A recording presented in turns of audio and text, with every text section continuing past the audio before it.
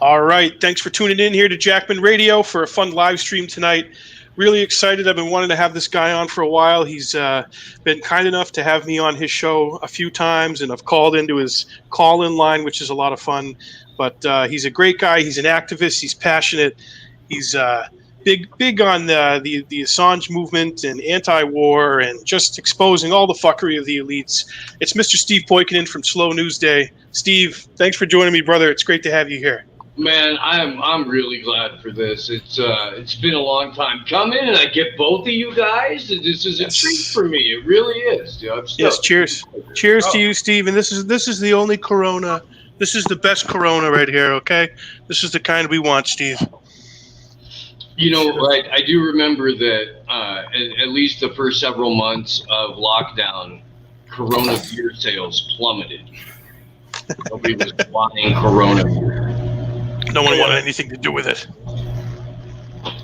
So yeah, I always say it, and it's a big meme out there. We're in peak clown world, Steve. It's just so much bullshit out there, so much noise and rhetoric, and I think that's one of the things about your show that I like so much, and that a lot of people like, who are more and more turning to independent media and moving away from corporate media and basically, as you call it, which I've adopted. I got this phrase from you, legacy Mockingbird CIA media, which is very loaded, and there's a lot packed in there when you say that. But if you're in the know, you know.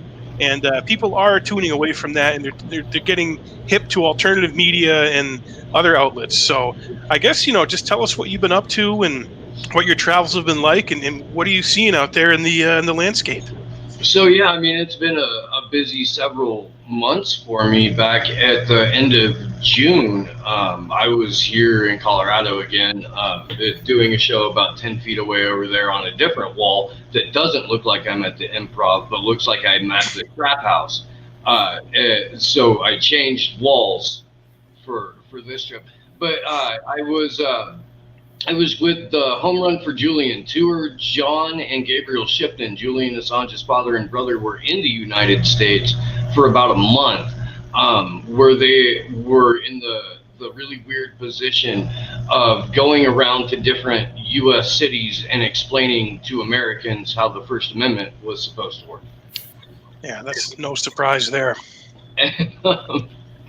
And so from Colorado until the tour concluded in Washington, D.C. on July 1st, I was with that, and I was filming it. All of the footage is going to get turned into a documentary. I wound up moving in just a couple of weeks ago. And so the lead up to that and the move itself has put my editing schedule on the documentary back a little bit. But so now I'm hoping like October, Halloween, maybe something like that. But we don't have a documentary about the Assange case, WikiLeaks, the whole movement from the perspective of on-the-ground activists, and it's rare to have somebody for like one of the subjects be the person you're filming about, so the father, brother. So got some really good conversations with John Shipton, who is like 100% about where like all of us are in terms of liberty and false flags, and it's really interesting too. So I did that, and yeah, I've been man, I kind of feel like I've been here, there, and everywhere. I spent an inordinate amount of time in Los Angeles this year, and hope to not in the future. Did you use the SCAT app? What's that? Did you have to use the SCAT app? No, but that's fucking hilarious. LA looks like East Stockton, just more spread out. It's just like a fucking war zone. Wow. Yeah, but the Assange case, I've seen certainly seen his father. I watched a great interview he did with Richard Medhurst, and it seems like he's been very visible. Is he still in the States with Assange's brother? Are they back?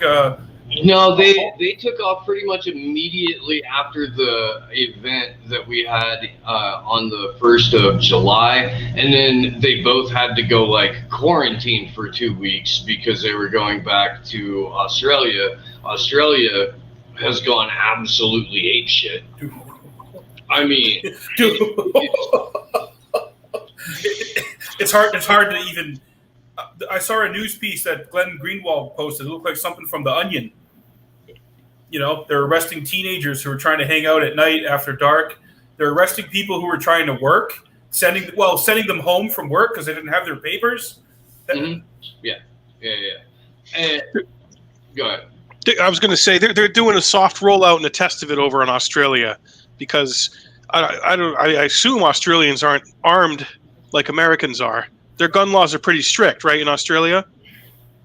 Yeah, and they've got like you can your gun. I don't even know if you can have your gun on your property. I'm not 100% on that. You may be able to, but I know for a fact that like you have to go and access bullets and shit like that at the range. You can only fire your gun at the range, and then you have to lock everything back down. I mean, it's essentially I don't know. So the way that somebody explained Australia to me was that in the 50s and 60s, Australia essentially became the 51st U.S. state, and it has been governed almost exclusively by the CIA for the better part of 60 years now, if not a little bit longer.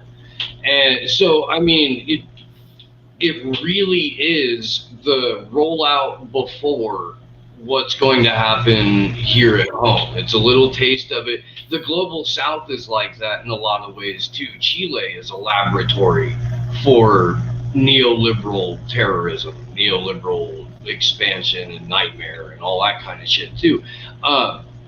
And it's weird because if you look at like what's going on in Chile right now and what's going on in Australia, it's almost a mirror image. It's just the people in Chile, a lot of them still remember what Pinochet was like, and some of them were, kids are just coming out of it when Pinochet took off. So comparatively, this is like, could be worse, right? Right? They could be throwing you out of the helicopter for not having your papers. Yeah, that's why I think that's why Whitney Webb ended up leaving Chile. I think she moved to England, or she's staying there temporarily. But she said it was getting really hairy with that stuff.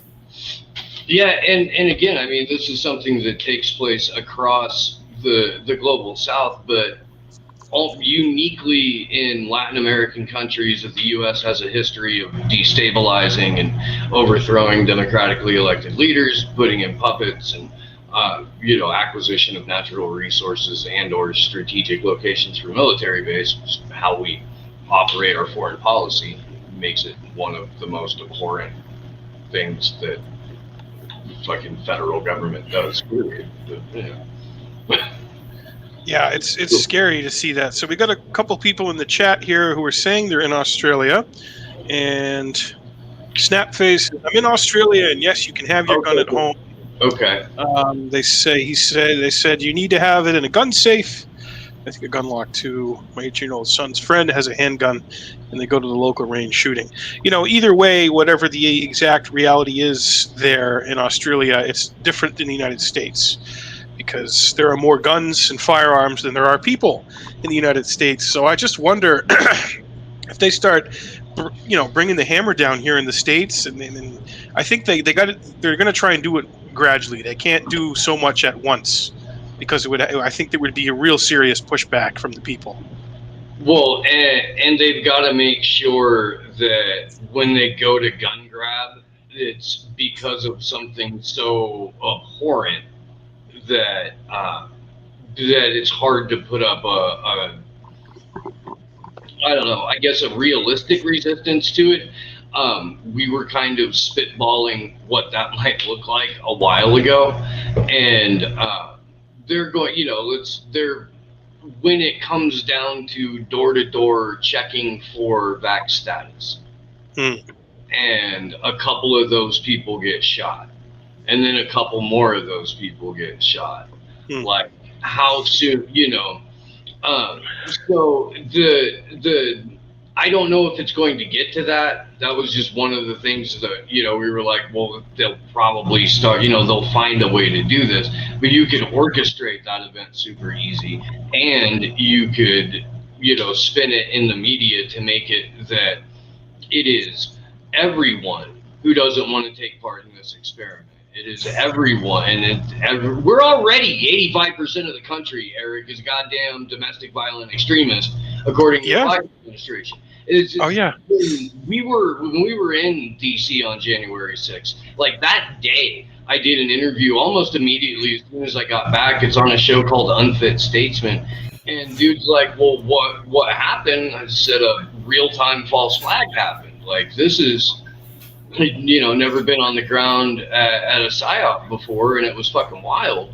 But I said that it was going to get us, domestic terror legislation, and I said that it was going to lead to a substantial increase in loss of rights, liberties, and uptick of surveillance, and all of these things have happened and are continuing to happen. So I hope that there's organized resistance to all of this before it comes down to anything like creating the conditions for a gun grab.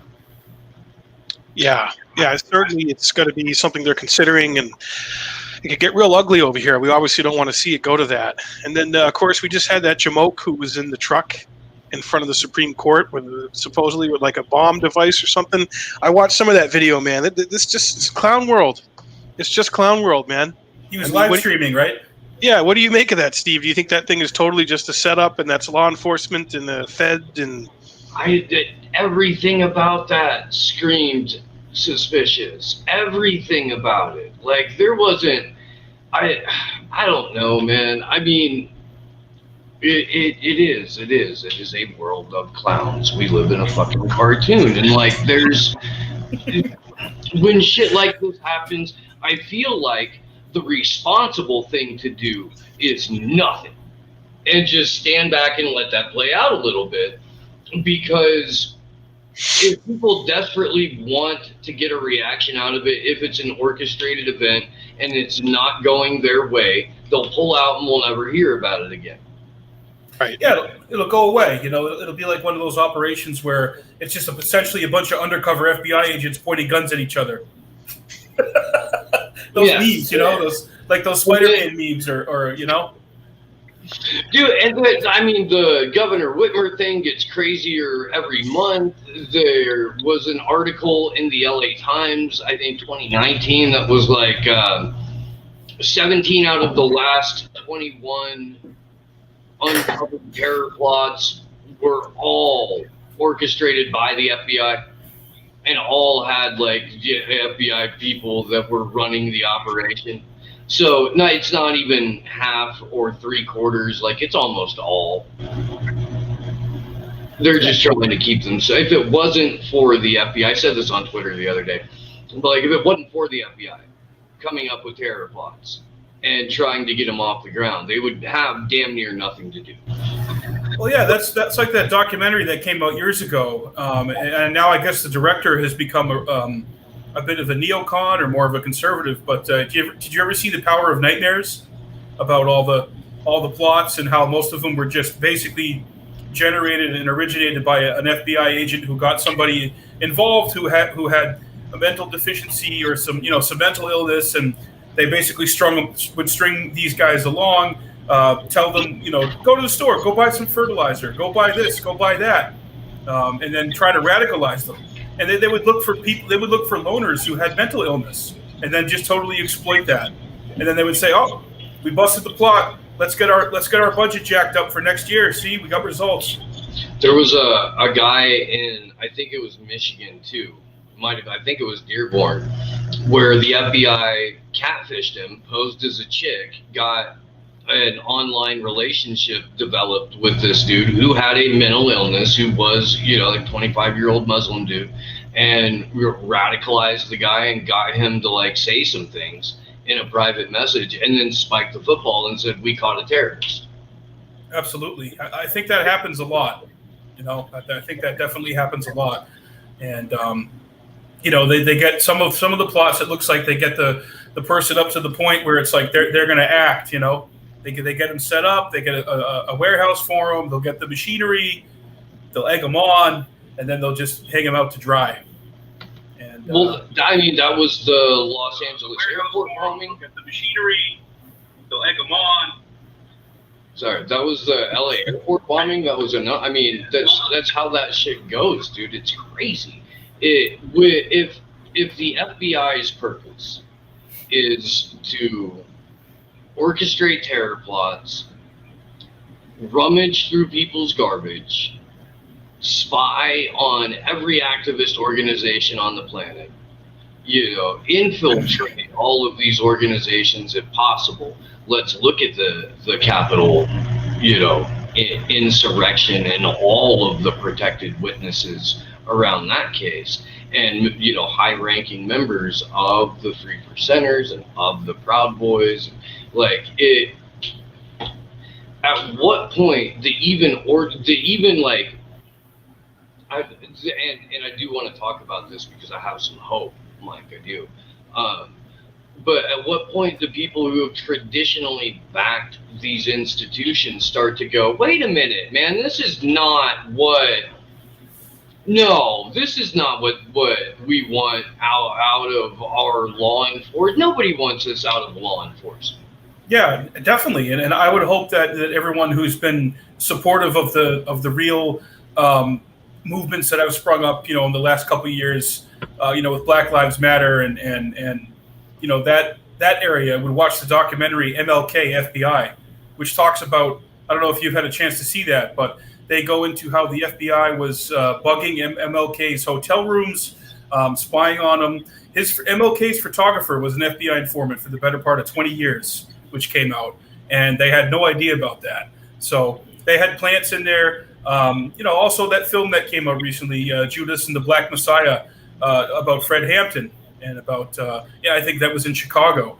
I mean, they've been doing that since the beginning of any of these legitimate movements, and turning them against each other and bastardizing them, and it's like the same playbook. They fucking made the Fred Hampton movie from the point of view of the FBI snitch. Right, that's true. Fred Hampton was one of the most incredibly gifted individuals that was around in the 20th century. He was so young too. He was only like 22 when he died or something. Yeah. I mean, just four, and you don't have to agree with like any of the Marxism, and you don't have to agree with any of that to like just be completely in awe of this man's intellect and his ability to capture a room. And I feel like, you're absolutely correct. Whenever there's a semblance of a real movement or somebody who could legitimately become a change maker, the security state is on that like flies on shit in a minute, trying to wreck shop. We've seen it happen. At least for me personally, from like being involved in Occupy, being involved in a number of other activist organizations throughout my life. But I mean, the immediacy of intelligence influence and intelligence, at least attempted infiltration into, especially the movements around digital activism, cyber activism, and national security fucking outlets like WikiLeaks. The feds want to know what you're doing. The feds want to know where you're organizing. They want to know how far you're willing to go and what you could be capable of. And it's fucking it's so weird. So weird. So how to go move into the middle of nowhere in the woods, gentlemen? Does.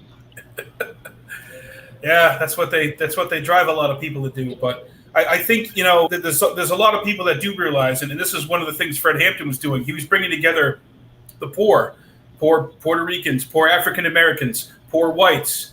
He was bringing them all together under one banner and telling them the truth about what was going on. So of course they had to shut him down. You know, he had a real unity going on, just like MLK did, man. And there was vipers in their midst. So the original Rainbow Coalition, not the fake one that Jesse Jackson had in the 80s when he ran for president, but the original one. You're absolutely right, dude. It was broadly and marketed, and it's a different conversation to talk about, like, you know, class, right, and all that kind of shit. But it was largely like a class-based, you know, organization where, no, man, it did not fucking matter what color you were. They, over time, the Black Panther Party, de-bigoted the Young Patriots. And, like, these guys would show up with Confederate flags. They would show, you know, shit like that, dude. And Fred Hampton sitting there right next to him. And over the course of time, like, in conversations, actually talking to people, there, you know, were a significant shedding of, like, ingrained racist ideology, you know? And I mean, fuck, dude. If you're using race as a wedge, if you're using race as a weapon, and the people that you're, you know, trying to inflict with this weapon become aware of that, stops being a weapon. It's no longer effective.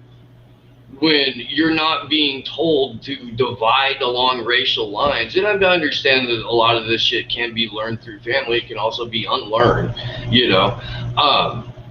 But I mean, the moment that we realize that there are way more of us than there are of the predator class, the moment that we realize that we don't need to be divided along racial or socioeconomic or fucking imaginary political divides like right and left, which is where the French Parliament sat in the late 1700s. That's where we get our concept of what the right and left are. How fucking dumb is that? You know, like, as soon as we do that, then we can actually effectively fucking regain agency and maybe have a real conversation about what a representative republic could look like, what an aspirational republic could look like, what, you know, what liberty means. It's gonna take that, though, and only that. Yeah, you know who I really like on Twitter is that artist there, Zuby. He's touring all over the country right now. I don't know if you guys are familiar with him. Yeah, dude, he's great. Yeah, so basically what you're saying, Steve, he just tweeted, well, it was maybe a few days ago. I'm trying to find it right now. But someone was like, why are you taking pictures with all these white people all over the country? What the hell are you doing? And he's like, dude, I have fans and supporters and listeners of my art and my music who are of all races, and you need to elevate your conscience away from fixating on race, because that is exactly what the powers that be want from us. They want us to be divided and distracted and fighting each other over that.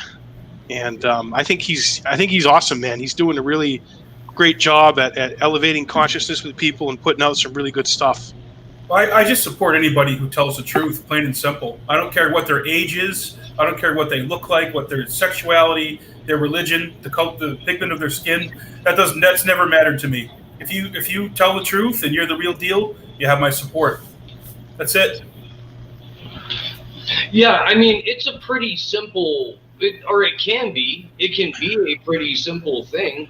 You know, even the concept of governance can be a pretty simple thing. But where we are now is so far removed from that.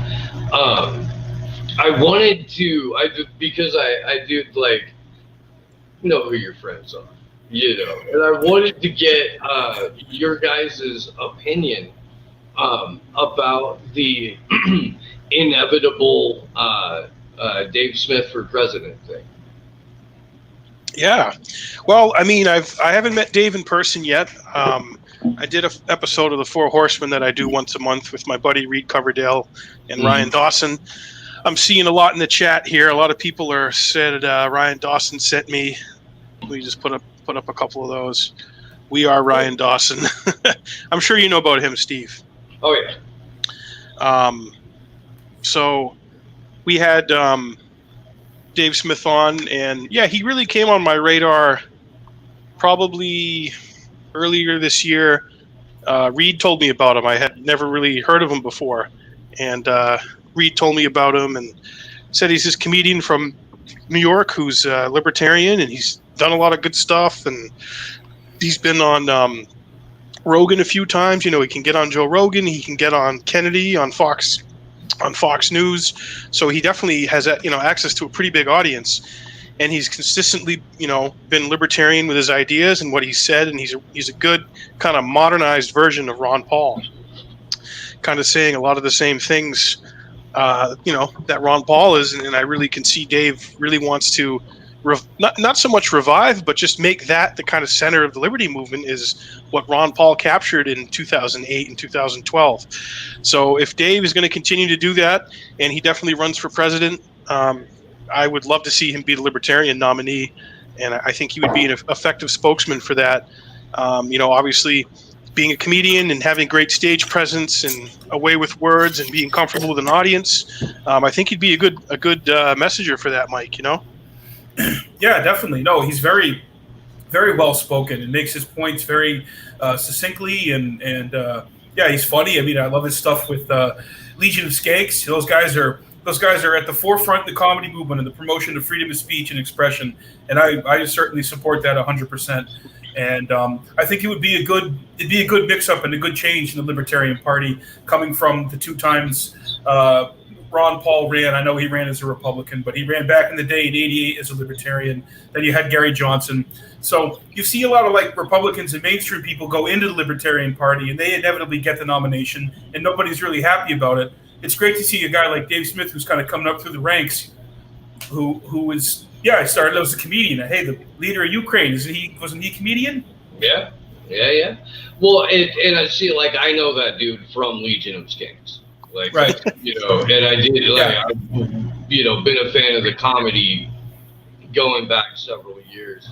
And then when I started seeing him, making the rounds a little bit more as, self-described libertarian anarchist, I was like, well, fuck, dude, if this motherfucker's going to run for president, I need to get him on the show before he announces, because we won't interview candidates. That's a hard and fast rule on Slick Newsday now. Really? I don't believe that we have political solutions to these problems, nor do I believe that these problems can be solved inside anything like the federal government of the U.S. I did, and the reason that I would do it again, register as a libertarian last year, was so I could be a delegate for Adam Kokesh, who ran on the platform of release all political prisoners, legalize all drugs, and now immediately begin a peaceful dissolution of the federal government.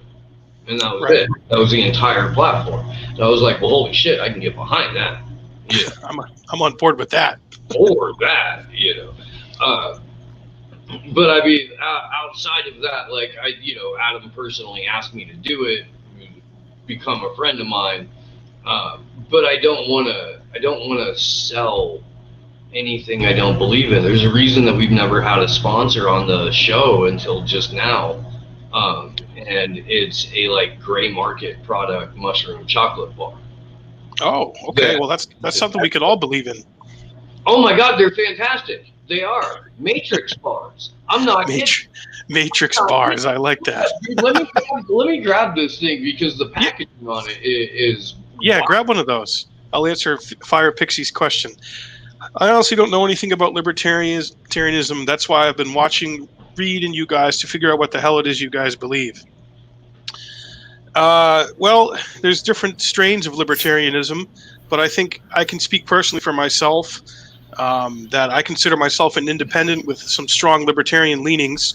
Bottom line, being against war and regime change and meddling in other countries' affairs and their business. I've always been steadfast against that. Libertarians want to get rid of the Federal Reserve. There's a whole bunch of things, but for me, it's pretty simple. It's strongly anti-war, pro-drug legalization, ending the war on drugs, changing our monetary system, getting rid of the Federal Reserve. But we can go into that. But yeah, let's see these Matrix bars, Steve. Let's get a plug. So right here, let's see. Whoa!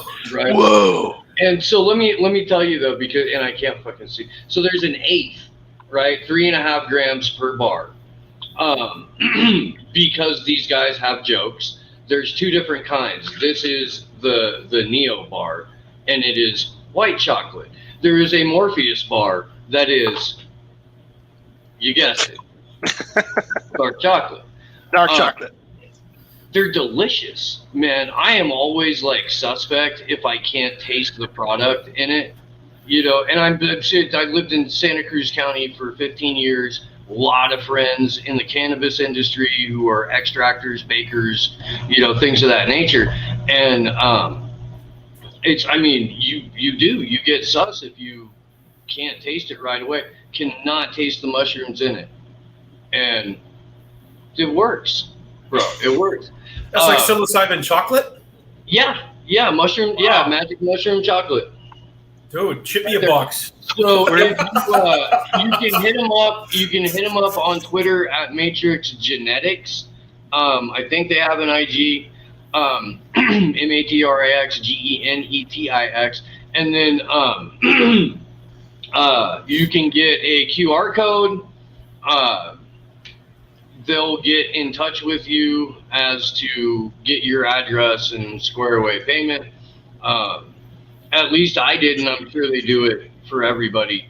But as soon as it got put in the mail, I got sent a picture with the receipt, tracking number. You could watch your packet, and it showed up in a like Mylar insulated pouch with the bars inside that, because it's been hot as fuck and they didn't want them to melt. Like they're, and so like, and some stickers and shit like that. Like it was legit, dude, legit. I didn't know what to expect, honestly. And I am an advocate of microdosing psilocybin. I am a psychonaut in my own right. I'm for all of this. And so as such, my tolerance is a little bit higher. So I had intentionally, took a week off of microdosing. I was an extra week. I was at the point in my downtime on the microdose regimen where the psilocybin had been out of my system the longest. And I ate half of a bar and split it with my good friend Ben Balderson, and we got goofy, man. We got goofy. Wonderful body high, very introspective at that point. Not very visual, but again, half an eighth. Full eighth, I think that there will be, a much, more intense light show. Gonna test drive that. Think I'm gonna test drive that with Charlie Robinson from Macroaggressions, which is very fun. And now, do you remember, Steve, off the top of your head, what one of those bars costs? What do they sell them for? I honestly don't, man. Probably not too bad. I'm gonna have to know because I'll be doing ads for them. But because I saw they had a commercial. I saw like hot chicks in bunny outfits and was like, okay. Tell me more. It's a mushroom chocolate bar. Yeah, am I going to see the girls in the dresses when I eat the chocolate bar? Are they going to show up? You just right. If I could get a guarantee of 2 hot chicks, fun bathing suits with the bar, I would assume it would be more than like $25. I want Trinity to show up in that leather, man. Come see me. That's like a psychedelic Easter right there, man. Yeah, I think that would sell so well, Steve, if Matrix Bars got Trinity to show up. Okay, in her tight leather outfit on the motorcycle with those hot boots. Or Nairobi, played by Jada Pinkett Smith. She's incredible too. Very beautiful. She was an amazing pilot, by the way. Very underrated. But I want to normalize the discussion about psychedelics and more specifically psilocybin. I want that to be looked at the same way the pills are looked at for people. With all the ads that have been pumped into our brains our entire lives from big pharma, why can't we even have a basic discussion about something else that's not going to freaking kill you or make you depressed or suicidal or, if anything, it's going to help you. And now that there's actually, I mean, they've known all along, but there are trials and there are studies and tests now that are mainlined and in mainstream, documents and scientific and medical studies that are saying, look, this not only helps people who have PTSD, whether it's from being a veteran or going through trauma or something. This also just helps regular people deal with life. And I am very, very, very glad that the last 10 years, especially because of the work of people like MAPS out of Santa Cruz, the Multidisciplinary Academy for Psychedelic Studies, which if you guys can reach out to Rick Doblin and get him on your show, the director there, he's the guy you would want to talk to about that. It is, I mean, and you said it, we've known all along, but we now have hard data to back the healing potential and the just tremendous effects that psilocybin can have in a positive way, in very, very, very small amounts and in the heroic dose levels. It's and I'm not like even the least bit shy about the fact that I microdose or why I microdose or fuck it, like any of that shit, dude. Like, I mean, I've had a lot of things go down in my life. I have seen and been through some shit, and I'm not even supposed to be walking right now. Like there, and I do, and I work and all that shit. I fell 18 feet off a roof, landed on the concrete, blew out my head. Yeah, you're a contractor, right? Yeah. My father was a contractor for most of his life. He built houses and he rebuilt the entirety of that first house that I really grew up in up here in New Hampshire with his own two hands. And I'm getting ready to do that, by the way. I just moved to the middle of nowhere in Northern California because I have the opportunity to own some land and build my own house and build my house for my kids. And because of the way that the economy works in California, this is the only way I could do that. There was no saving to buy a piece of property. No, that was not going to happen. So did you get a mortgage going with a bank, or are you kind of doing it bit by bit? You own the land outright, or you don't have to go into details if you don't want. But I know people are trying to do it different ways like that to make it happen. My buddy bought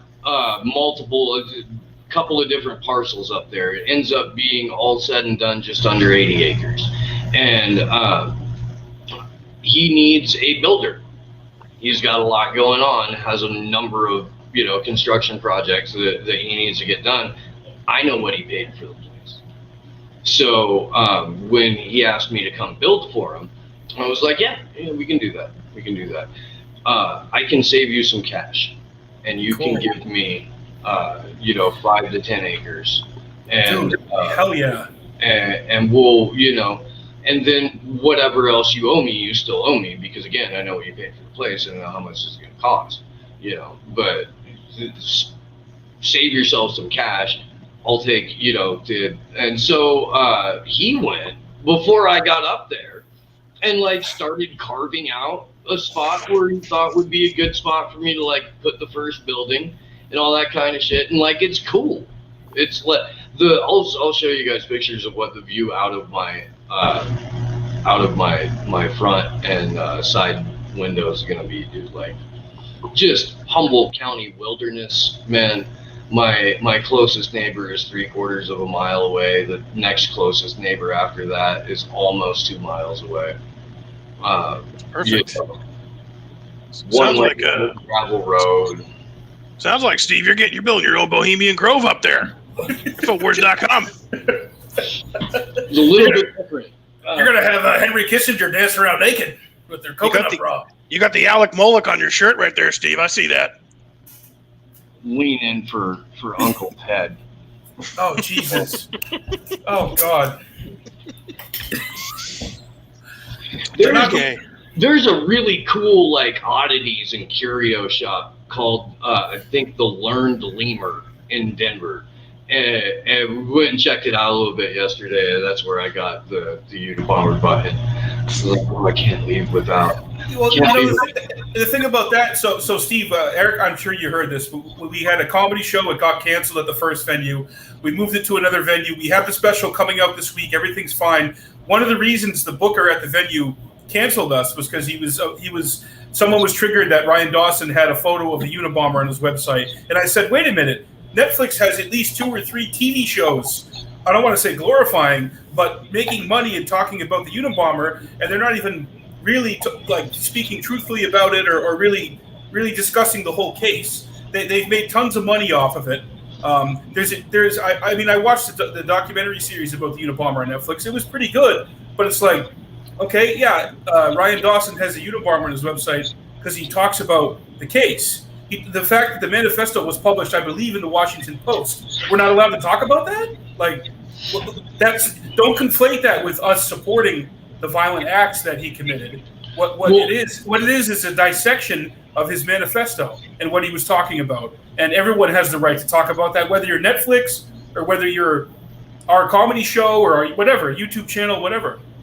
The difference is, though, when you're Netflix, you've got the backing of people who were on the side of taking out Ted Kaczynski, who, of the FBI, is like down the road from me at ADX Supermax Florence. You know, like I almost want to go light a candle and put it out there for him. As the house gets raided. No, man,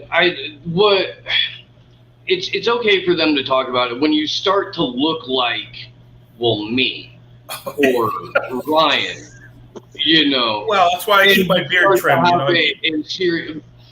Yeah, and I actually went to a barbershop this afternoon. Yeah, you were like when the Beatles did in Miami. Yeah, when'd you get your haircut? I got it yesterday, you know? Yeah, you went, Steve, to the same salon that Pelosi goes to. Yeah. And you got an ice cream bar in Chinatown on your way. No, but seriously though, shout out to Frank's barbershop and Floyd's in Denver. Because like I never do that shit. And I was like, fuck, man, I'm really scraggly and I don't know how I'm traveling and I don't have anything here. I should probably just go get some help. That's incredible. And this is a new report too. This is pretty good. You can't say based, soy, or cuck anymore. You're an extremist if you use that nomenclature. Really? That's some cuck soy boy shit. Shit, it really is. That is some soy. When you pass the soy sauce, past the what sauce? The non-binary sauce. Yeah, they're turning everything and everyone into an extremist, and they're trying to stamp out free speech and free expression, but we're not going to let them. Isn't it kind of extreme to bomb a country for 20 years thinking it's going to be good and you're going to get good results and have human rights born out of that? Isn't that more extreme? You would think so. I would think that instituting policies that incarcerate a quarter of your population, a little bit extreme. I would think that, you know, even suggesting mandating forced medical treatment. Yeah, and a little bit more extreme. Or just profiting off of people's pain and suffering, you know, globally. You know, I mean, the war is not meant to be won; it's only meant to be continued. And people act surprised about how quickly the Taliban took back over. Did anybody read the Afghan papers from 2 years ago, which was even reported in mainstream sources? Doesn't seem that way. Well, no, and then I just saw my buddy Garland Nixon tweeted out an expose on Pfizer from 2 years ago about how they bribed and coerced their way through rushed approvals for some of their products. Like, that was an expose that you were allowed to do in a mainstream publication 2 years ago. Oh, yeah. Oh, it was popular to hate on Big Pharma a couple years ago. Not anymore. Yo, dude, I know I've said this before, but it really fucking pisses me off. I have a sophomore in high school, And when he was in kindergarten, the moms that are now double and triple masking their children, that have like multiple sizes of hand sanitizer that goes everywhere with them, they've got like a car edition and a fucking, travel edition, and then the home edition, which I can only assume is a 50-gallon fucking drum. These are the same moms that would freak out when my kid was in kindergarten over all of the antibacterial products, over the unhealthy food that they were serving, over sunscreen, the sanitizer, like all of, and rightfully so. Rightfully so. Yeah, I've never been a hand sanitizer guy, Steve. I've always washed my hands multiple times a day, man. I've always been a stickler for washing my hands. I've worked in the, the food industry. I was a dishwasher. I worked at grocery stores. I mean, and I like to wash my hands and be sanitary and have good hygiene every day as it is. So I don't need somebody telling me I have to wash my hands X amount of times a day. You should just know to do that automatically. And it's just like mandating anything else, And it's just now in our environment, when you're seeing somebody or maybe someone you don't even know that well, to be asked a personal medical question right off the bat in such a cavalier fashion, that being normalized, I don't know. It's scary, and I don't know that there's any going back from that, because it's just normalized. It's normalized responding with, "When was your last Pap smear? When was your last prostate exam?" When is the last time a doctor had his hand where you poop? I'm going to start using that. When was your last Pap smear or what did you say, anal exam or prostate for them? Yeah, because we're all medical professionals now. We went from being medical professionals the last year and a half to being foreign policy professionals now, Steve. And you better listen. You better listen to what we say. Well, of course, but I mean here's what's most fascinating about Afghanistan to me right now, in this moment. And it is the fact that Kamala Harris, the shadow president, was overheard screaming from her office, "They are not going to pin this shit on me." And so that tells me an awful lot, or it at least fully fuels the boat for that 3-hour tour to Speculation Island. You know what I mean? And fucking the fact that she thinks Biden's, I mean, the whole thing was a failure, but this particular, the hay that they're making out of it politically, it's going to count as a failure. It's going to get pinned on Joe Biden. Joe Biden may not serve out his 4 years. That we may see Kamala as president before the 2024 election. Oh, totally. This, though, I have to say, this is the best thing Joe Biden's ever done. Like, no matter who's pulling out of Afghanistan, it's going to be ugly. And they can, and of course, Biden does have his share of blame in this whole deal, and I agree with that. But I have to say, and I've been defending the decision to pull out of Afghanistan the last couple of weeks. Doesn't mean that I'm like a big Biden fan or Biden defender, but I was defending it when Trump announced he had a deal with the Taliban in place for April and May of this year, which I thought was great. So I don't care who's in there. We should have been out of there. The problem is, where are we going to next? And now you're hearing the word pivot. So you're hearing Latin America. You're hearing certainly some African countries. Where is the empire now aiming its ire? Because, of course, the Pentagon is not just going to let Afghanistan go away and not do something else. See, that's the thing people are not discussing. Well, so Afghanistan is sitting on a shit ton of lithium and rare earth minerals. We know this. And poppy. And poppy fields. Yeah.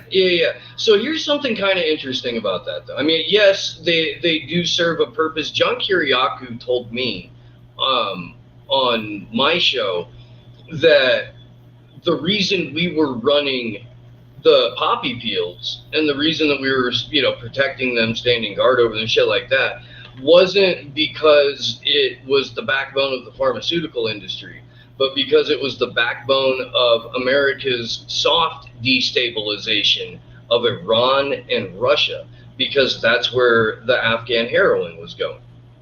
Well, that, but also the money that is generated from that goes towards the black budget. I mean, they say so just for one alphabet agency for the CIA publicly, as of a couple years ago, they told us the budget was like 13 billion. I mean, we know it's probably a little more than that, probably.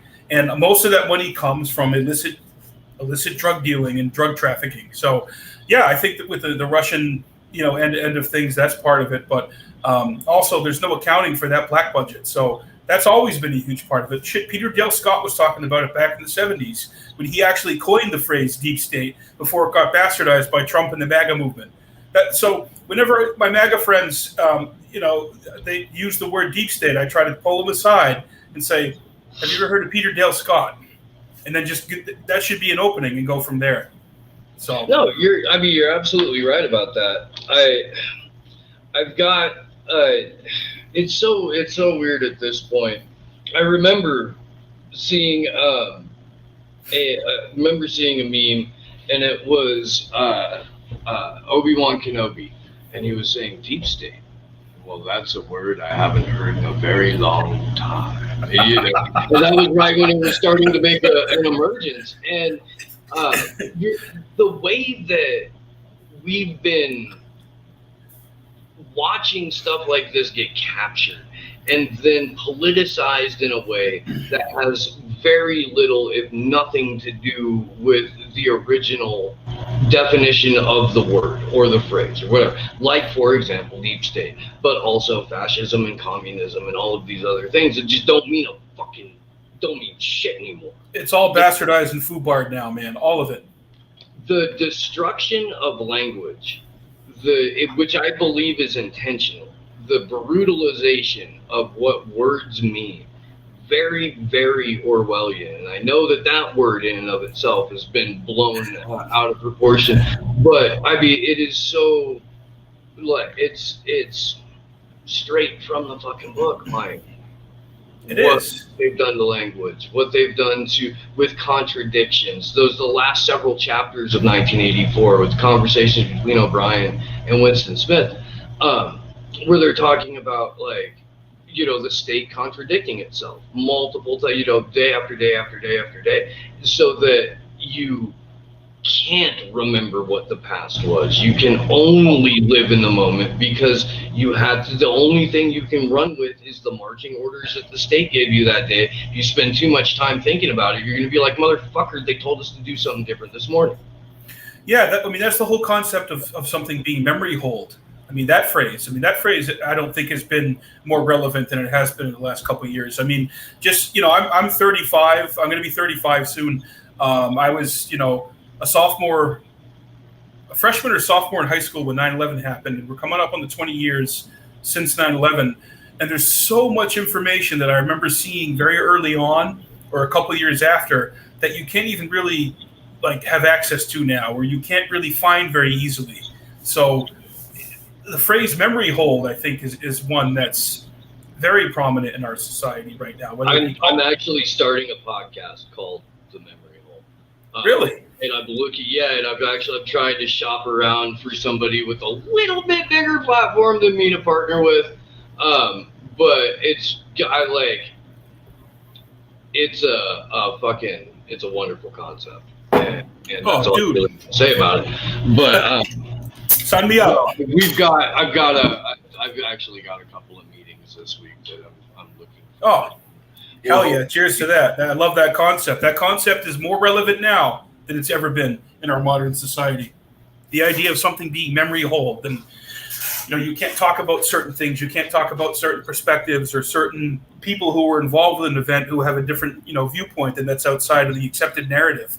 And that's why in 2021, this is where we are now, man. We've arrived at this. It's I would say the propaganda, the rhetoric, and the narratives are stronger now than they were even after 9/11. Yeah, and in terms of controlling people and scaring people and dividing people and looking at other people as others. Oh, that's the other. They're going to other people. We're going to put you into a group. We're going to classify you as this. We're going to designate you and label you as this. And you can't be, talked to and considered in the dialogue. And we're, man, families are breaking apart, man. Friendships, that go back a lifetime, and it's what can you do about it? It's almost like it's like sand going through your fingers. It's a very helpless feeling right now. No, you're absolutely correct, and I kind of look at it as a continuous line from really the assassination of Kennedy, like sure. to me heralds the CIA's capture of government, and everything that's ensued has been more or less complete CIA control of all three branches of government, to the point to where George H.W. Bush walked from his office as the director of the CIA into the vice president's mansion, where he effectively was the president for 8 years before he got elected president. I mean, you couldn't have... Obama is basically a CIA robot. Like, he's both his parents' assets, grandfather, military intelligence, like, it's just, Trump maybe a little bit, maybe good sides from an intel background, but I mean, Trump was he was, again, I said this before we went on the air, but he was a vaccine salesman. He was a real estate settlement broker for Benjamin Netanyahu. Nobody sucked more Zionist dick than Donald Trump did. Like, it was, or the Kushners. That's why he had his daughter marry into the Kushner fucking family. And the Kushners have the settlement brokerage firm that they go through. The Kushners have a financial stake in. Chuck Schumer has a financial stake in that firm. Does he really? Yeah. That doesn't surprise me. Chuck Schumer helps fucking broker settlements, 100%. But I mean, the Kushners didn't get a neighborhood in the Golden Heights named after them. Donald Trump did. Right. Now, to go back to what you said about the CIA, Steve, have you read the letter that Harry S. Truman published a month after the Kennedy assassination in December of 1963, talking about what his original intentions were and how it turned into this complete Frankenstein and this complete monster? I think anyone who's interested, and certainly the Kennedy assassination, I'm going to do a bunch of shows about that for November for the anniversary. I think that's a very important letter and piece of history that people should read. Because if you read between the lines of that article, he's saying a lot. No, you're absolutely right. And to kind of underscore all of this, where we are in terms of how divided, how confused, how malleable, how just programmed the people are after almost 60 consecutive years of unfettered CIA capture of all three branches of government and number of media outlets, entertainment industry, it's a lot. We're at the point to where everything is so hyper politicized that you can't have a conversation that doesn't automatically drop you into you're a Trumper, or you're a fucking, QAnon, or you're Antifa, or you're a communist, or you're a fascist. Yeah, and I'll tell you, for us, for myself personally, I can say I've never dropped anybody or disassociated from somebody because they were part of a political party, or they had an ideology or a belief that even I disagreed with, or even if I agree with it, other people disagree with it, and it wasn't popular, and there was pressure to drop them. I don't drop them. I mean, you got to be like, you got to basically, be like the worst person and commit be guilty of committing a crime in the eyes of the law, and have an ideology that's just full of hate for me to disassociate with you. And I think it's become too easy now in our country, in our society, when someone has a different viewpoint or they have a different set of experiences, to just other them and just label them as something and just kind of shove them aside and not engage with them. Well, no, it's, and your point about it, being worse than 9/11, we saw that as almost a starting point where you had to other people immediately, and I'm saying the atmosphere, the environment is worse than after. You know what I mean? Yeah. Yeah, no, and you're right, you are. But what I'm saying, I'm like building on that, to the point to where it was a media edict to anyone who wasn't full-throated supporting this war. And that has turned into, you automatically love either QAnon or Vladimir Putin or fucking Mao or what the fuck, if you have any opinion that doesn't 100% line up with the person that you're talking to's pre-prescribed answer to whatever the question is. They already know how they feel about you. Half of the time they're set up questions. I was talking to somebody at the airport on my way out here. And she's just like, I don't put the mask on. I, just sit down, wait for my flight. I don't have a face diaper on. I'm on my phone or on my laptop or whatever, and I'm doing my thing. And this chick from across the seats facing me starts asking me why I'm not having my mask on and why put your mask on and shit like that. And I'm like, you're more than 6 feet away from me. You have a mask on. I do have food and drink here. I am allowed to not have a mask on while I'm eating and drinking. What prompts you to talk to people and tell them what to do? And she's like, well, were you some Trump supporter or something? Or no, I'm sorry. No, it was something like, all of you Trump supporters are assholes, or all of you Trump supporters just want to be assholes, and you just want to get people sick. And it's like, you're not going to hate Trump for the same reasons that I hate Trump, so it's pretty pointless to have this conversation anyway. But let's just start and end it with, to quote Donald Trump, you're wrong. You're so wrong. He's like, woke. If you're woke, you're a loser. Okay. And He's then like, when he told people to get jabbed. He did. He said, if you're everything woke turns to shit. Yeah, that's a tough sell, man. Going to Alabama and telling all those Trumpers in Alabama to take the shot, man. Holy shit. They didn't like that, man. He got booed. Good. Yeah, and what fucking he should, dude. But again, he was already a vaccine salesman. That wasn't new. Warp Speed rolled out under Donald Trump. He was bragging about it on a debate stage. Like, there used to be a political talking point to specifically say, okay, well, I'm going to wait until Donald Trump is out of office to support this vaccine because you don't know what his administration's been up to. Like, you can't trust this vaccine because Trump, but you can trust the same vaccine 2 months later because Biden. Exactly. Oh yeah, they had footage of Kamala leading up to the election saying, I don't know if I'm going to get it right now. I don't really trust it.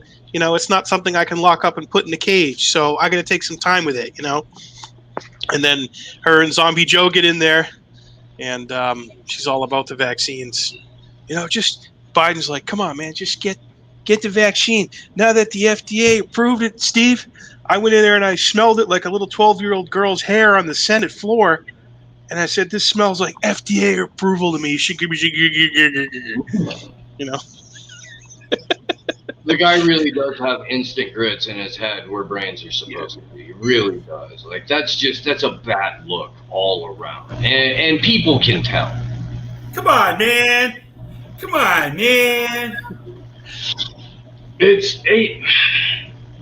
can't help himself. He can't help Mr. Biden, where are you from? Tell us about your background. Look, I'm from a place called Scranton. That's the Tough as Nails neighborhood. That's when you're taking the Amtrak home, Steve. You see the mother there. She's a single mother trying to figure out how to make the Easy Mac on the stove and pay the bills at the same time, while also trying to be woke. Trying to do things the right way. Trying to get her kid in a community pool where he can sit on my lap. And when he sits on my lap, the leg stands up on my legs with her hair with the cockroaches and corn pop. So vote for me. If you don't like me, give me a look and you ain't black. There you go. Biden 2024. What about Hunter, Mr. President? What about your son, Hunter? You talk about my son. Don't talk about my son. Hunter's the smartest man I know. He's been sober for 7 hours. He is so qualified to run the Ukraine and be over there making deals and doing the thing with the gun and the prostitute. I'll beat your ass and do some push-ups, fat. That's my man, man.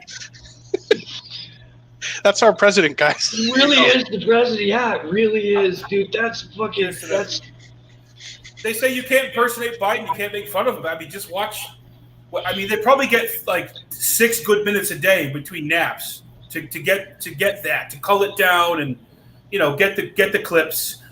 He forgot all the heads that he smelled. When he was confirming the senators in. So I want somebody in that part of the White House, the part that's responsible for like grooming and cleaning and then shooting full of whatever fucking concoction that they're putting in that guy to get a 30-minute or a hour-long town hall out of him. Yeah, still fucks it up. He still trips all over words and runs off and doesn't, and then kind of the earpiece will kick in and complete a thought. At this point, Steve, it would make Dr. Feelgood look like somebody dispensing Pez, Flintstone vitamins out of a Pez dispenser. At this point, folks, we know that. Come on, man. Hey, look, come on, man. Look, I voted for Iraq. I shut down debate in the Senate. I was on Barack's ticket, and my son Hunter's new autobiography is called Crack, Barack, Iraq. $29.99 at Barnes and Nobles, folks. You can get it there. My wife's sister, Jill. Or you can wait until Hunter Biden does individual pieces of art based off chapters in Crack, Barack, and Iraq. We're going to hang the art installation at Comet Ping Pong. We got Hunter's photos are going to hang at Comet Ping Pong right in the front gallery next to the ping pong table. Like if you had Comet Ping Pong, wouldn't you like if you really totally not to like a fucking wall, like if Hillary Weiner, fucking Hunter Biden, you get the whole gang there, Jeffrey Epstein, like all that shit, just like it's fucking Sardi's or something. It would have John Podesta put some pepperonis on Hunter's art, dude. I'm totally here for that. Tony Podesta comes in. He's got the statue of one of Jeffrey Dahmer's headless victims. They're going to pour some olive oil on it. It's going to be incredible. It's coming. Yeah. It's an art installation. Maria and what's her name there? Abramovich is going to get it shipped in the container, sponsored by Hillary's State Department. It's coming. You look for it. It's coming my second term, Steve. That's me announcing my second term. You are not getting a second term, President Hologram. That is not going to fucking happen. Look, we're going to have Kamala's bringing in Willie Brown. She's bringing in some of her billionaire friends from California. We're going to do a slip and slide. We're doing a slip and slide. It's going to be so much fun. I'm going to have my son-in-law come in to get a medical contract. They're going to put it out there. It's going to be incredible. And, we beat the fascists, so give me another term. Come on, we beat nepotism. Give me another term, man. Come on, give me a look. I'll do push-ups right now. I'll do a cock push-up for you. Hey, we got my fellow horsemen in the chat, Ryan Dawson and Reed. They're watching us and dropping some chats. To both of those guys. Love you guys. I love you. I love you. I love you. I'm not gay, but I would travel to Japan to marry Ryan Dawson in a traditional samurai wedding. I would. Infowars.com. I'll take him down to the gun range of the Bushido. So Colorado, Steve, you're in Colorado right now. I've heard mixed things about the weed industry. Overall, the weed industry has been a good thing for Colorado. I heard they ran out of weed. I heard there's been some growing pains. What's your take, kind of briefly, on the whole deal with the legal weed out there as a laboratory of innovation? Over the growing pains, and they're, from what I understand, they're paying people back. Like there's a tax subsidy or a rebate kind of thing where they're kicking money back to the residents because of how much the weed industry has generated here. Awesome. As to what that looks like for like like small and medium farmers, I don't know. I can speak to that for California because I lived there and I know just how brutal the recreational cannabis legislation was for people who had traditionally been able to support a family through that industry. If they had a weed shortage in Colorado, it's not at the 2 clubs that are close to where I'm staying. I don't, and I hate paying retail, man. This is so fucking painful for me. It really is. But it's not that, like, it could be worse. And there's, they have these, like, bubble hash joints for $12 that do the trick. And it's not, you know, but it's, from what I can tell at any rate, it's been beneficial to the state. I don't know what it's done to like the small and medium growers, but it really it wasn't huge like that out here like it was in California. They haven't used any of the money to fix the roads. Or Really? if they have, it's not any of the roads that I've been driving on. But they New are. Hampshire can use that revenue. They're widening shit. This place, it's Colorado, or at least like the I-25 corridor. There's only 2 kinds of bars, and it's either a sports bar or a gay bar, and sometimes it's both. But like that's it. That's all you get. That sounds great. That sounds like a good time. We'll go there to the cha-cha and the marambo. Yeah. What you do is you show up on Indigenous Peoples Day dressed like Christopher Columbus, but with a rainbow flag. And assless chaps. Yeah, of course. I thought that one was. Yeah. So I want to take a quick pause here and just tell everyone who's watching to go to Steve's Twitter and follow him at Slow News Day, to go to his YouTube page, Slow News Day, click subscribe, follow him. You know, go to Jackman Radio. If you're not following hey man, if you ain't following our goddamn YouTube page, click subscribe right now. You ain't black. You ain't black. You ain't anything. Yeah, you ain't anything. You're nothing. You ain't dropping bombs on Afghanis and collaborating with the Taliban and the ISI. If you haven't bombed the Sudan at least twice this year, you are a pathetic little shit. Once you know that, loser. when I Total fuck your loser. mom later, she's going to be complaining about how pathetic you are for not bombing Sudan, you little fucking soy boy. So Steve, I know you're obviously a product of the 90s. I think you might be a couple of years older than us, but I'm very excited for the new Candyman film. I love the original in the 90s. Did you ever see that? And what are your thoughts on the new Candyman coming out? I am cautiously optimistic. The OG Candyman was just so fucking intense, dude. Dude, it's terrifying. It's well, okay. So in the 90s, as a matter of fact, I lived in a townhouse on North and Larrabee in Chicago, which is like right at the entrance to Cabrini Green, and that elementary school was catty corner from the building that we lived in. And fucking, dude, at that point it wasn't like super rough. Like the green was still bad, but you had to go a couple of blocks further in, and you had to be fucking up, or you had to look like a target. And so it is one of those neighborhoods where like maybe you step over a tranny hooker passed out on your stoop to get on your way to work. Maybe you don't. Maybe it's a socialite walking her $7,000 dog. You know, maybe. Yeah. So it was a fun neighborhood. It was. Yeah. No, the original. Man, I hope it's good, dude. I'm gonna watch it like with the suspension of disbelief, and I'm gonna, not try to compare. And I just, yes, Rena, you are goddamn right. If they try to wokeify Candyman, oh, dude, that would suck. Well, Candyman was created from a Clive Barker, who's a dude from Liverpool, off of a short story called The Forbidden, and it was very different than the film that actually ended up coming out.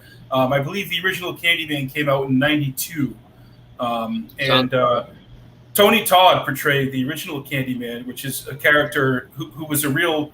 In the story, he was a fellow named Daniel Robitaille, who was a painter, and of course, was having an affair with a white gal, and the friggin' the mob chased him down and killed him and cut his hand off and put a hook on him and tortured him with the bees, and it's fucking horrible. But they adapted that, the American producers adapted that and moved it to Cabrini Green in Chicago. And I think it's relevant to today with what's going on. But I met Tony Todd some years ago and got to have a good discussion with him about that. And I had him sign a photo of him as the Candyman, which I got to find here somewhere. And of course, when I met him, I told him about 9/11. And he then signed a free autograph for my friend, and he said, "For the cause." So Tony Todd, I love you. You are the Candyman. I hope you're in the new one. That's all I got to say about it. Hey, yeah. You seeing that, Steve, that Reed is in Colorado? I just saw that in the chat. Yeah, dude, Reed, depending on where you are, let's hang out. Hit him up. That's yeah. that's the fusion that we need, Steve. We need that fusion. That's the most ambitious crossover since Infinity War, dude. Avengers. If that happens, we're going to make it happen. We're gonna make it happen. Reed's been on Slow News Day, and it was a lovely conversation, and fantastic human being there. So yeah, dude, if you're I'm in Denver, I don't have a car because I flew here, but my friend who I'm staying with does have a car. He's delivering a machine in Empire. I don't. He's delivering some machine elves in Empire. That's some kind of new roller installation. I may or may not have mushrooms. Amazing. So they're going to, Andre says to Wokify it, they're going to turn the hook into a dildo. Oh, Jesus. Hey, it's Clive Barker, man. If you know anything about Clive Barker, he'd probably sign off on that. I mean, this is the guy who created Hellraiser, Pinhead, who in my opinion, is one of the most iconic and underrated horror icons of all time. In the age of Jason Voorhees, Michael Myers, and Freddy Krueger, Pinhead was like a philosopher. He was a judge. He would let the innocent go with a warning, Mike, we got to. We're getting a call for you to do Candyman 2 starring Nick Cage. So Michael Madsen's sister didn't want to be in this because there's too much nudity and a lot of fake stuff going on, including my hair and my teeth. But if you say Gone in 60 Seconds 65 times in the mirror, I appear with the Constitution going, "Not the bees! Not the bees!" That's it. That's the best Nicolas Cage Candyman crossover you will ever get. Hell yeah. Hell yeah. That's fantastic. So did you guys see did you see Trump in Alabama? There had to have been 10, 15,000 people there, man. Did you already touch on that? Or? A little bit, but what was his speech like, Mike? They had the purple-haired soccer player. She had a tough time. Okay, some of them were good. They stood for our flag, but the other ones, you can have them. The fact that you have like a former president talking like that, Eric, I know. It's just, it's incredible. Now they're trying to compare Joe Biden to Jimmy Carter. Okay, but in fairness, fuck Megan Rapinoe. Okay. Who? The purple-haired soccer player. Rapinoe? Rapinoe, yeah. Doesn't she have some big contract with some group? But here's the thing, though, dude, because that chick gets to have a fucking cannabis business, but Sha'Carri Williams, the tracks, USA Sprinter, gets booted for testing positive for cannabis. That's bullshit. Megan Rapinoe, well, that's like who's the guy from Congress, Boehner, who went into the cannabis business, or John Boehner? Fuck, what a fucking asshole! John, the dude who, he would fucking whip out his Catholicism all over the place, man, and moralize it while drunk, bombed on wine, tears streaming down his face at the most random shit. And dude, I know alcoholics, man. I know what that looks like, And for him to immediately dip out of Congress and be like, "Oh yeah, cannabis hedge fund, I'm on it." The naked opportunism and just the complete hypocrisy is so fucking glaring. And and nobody gives a fuck about John Boehner. right? Nobody gives a fuck about that. But the larger point is John Boehner has helped pass legislation that has put people in prison for an extraordinary number of years because of simple possession of cannabis, let alone selling it.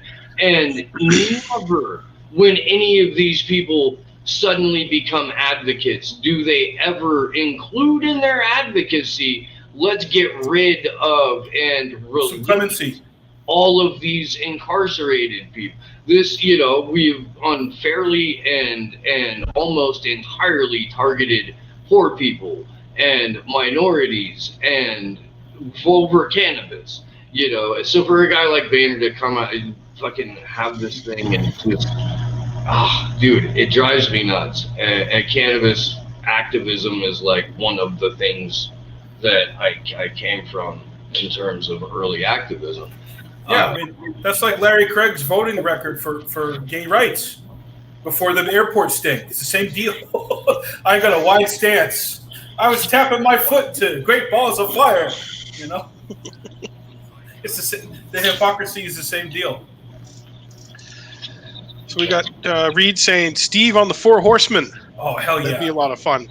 Okay, I'm down. We'll have to get you on there one of these months. We do it once a month. I don't know who we have for September, but definitely fall time. We could look to get Steve in there. That'd be a lot of fun. I don't know if you ever caught one of those episodes, Steve, that we do. Yeah, no, that's a fantastic show. It is. I would be honored to do that. And I think I told Reed the last time he was on, but I will also extend this invitation out to you guys. I do live on AK Gas off-grid property in the middle of nowhere in Northern California, and we are going to we're going to throw some parties, and we're also going to host a permaculture workshop next spring. We're going to teach people how to set up and establish like both in-ground and above-ground permaculture gardens. That's awesome. I would love to come to one of those parties too. If you need a drummer or an impressionist for anything, fuck yeah, guys. Fuck yeah. And I've never been to California. My father lived in Ventura for a spell in the '60s, and I've never been there. And so everybody thinks that California is just LA, San Francisco, maybe Oakland, maybe Sacramento, and Twin Peaks. Yeah. And that's not true. California has some of the most like dense and beautiful forest. There's the most of the state really is like not NPR liberals who want you to hate life as much as they do. Hey, you got the redwoods, you got the Bohemian Grove out there outside of San Francisco. Like I said, Steve's building his own grove up there, folks. We're gonna go there. We're gonna worship Moloch. We're gonna have Mike Wallace record the new Walter Cronkite. Oh, he's got it on his shirt. Moloch right there. Oh, Moloch's thick. Moloch's thick right there. That was for you guys. Moloch, you got a thick booty. Well, hey, look, one thing you will learn about me. All right, if it ain't got a wagon, I ain't fucking with it. I like that. So, guys, I have a tremendous surprise for you guys right now. I'm going to bring in someone very special to the stream. My fellow horseman, Reed Coverdale from Colorado. Hey, what's that? My boy. What's going on, guys? You look like you're doing a march in France with all the. I always look like this. It's my. People complain I don't wear patterned T-shirts enough, but they're wrong. I wear high vis and it's got a pattern on it. So. Oh, it's totally high vis. Are you non-vis or are you pro-vis or non-binary vis? Viz neutral. Yeah, Viz neutral. I'm Viz neutral. Yeah. Chaotic neutral viz for me. Exactly. Chaotic neutral. I like that. What state are you in right now, Reed? Where are you in the rat line? I'm in Colorado. I'm like I don't know. I'm on I-70 about like 60 miles west of Denver. Dude, let's have dinner tonight. You just have to come get me somehow. Okay. Can we go pick up Reed Coverdale and have dinner? Yo, Ryan, where are you? Jump in. No, I think Ryan's watching one of his kids right now. But yeah, like you saw, Reed was saying, yeah, you definitely got to have Steve on your show, and you could do his show, and we could all do each other's shows, and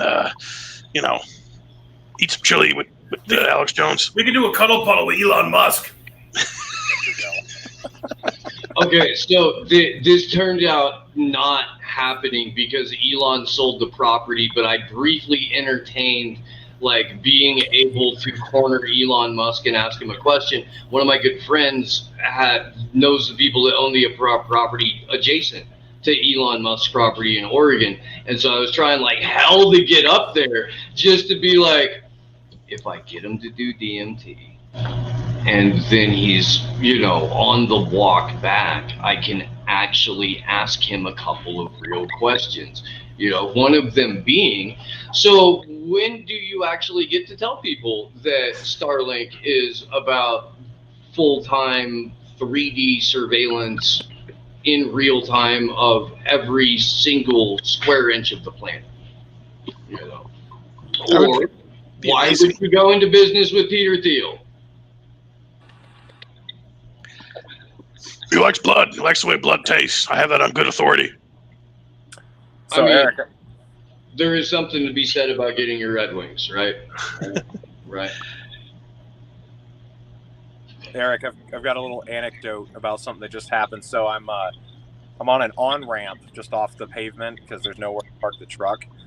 And so I went to eat, and then I came back, and there were 4 cop cars out here. And I was like, oh, what's going on? And I show up, and there's a woman sleeping on my trailer. What? And the cops told me that the woman told them that I had promised to give her a ride to Denver. And I'm not even going to Denver, but I was just like, okay, am I okay to park here? And they're like, yeah, you're fine. I was like, okay. And so they just got in the truck, and then they I don't know what they did. They took her somewhere. So that was weird. Wow. Was that Rosie O'Donnell?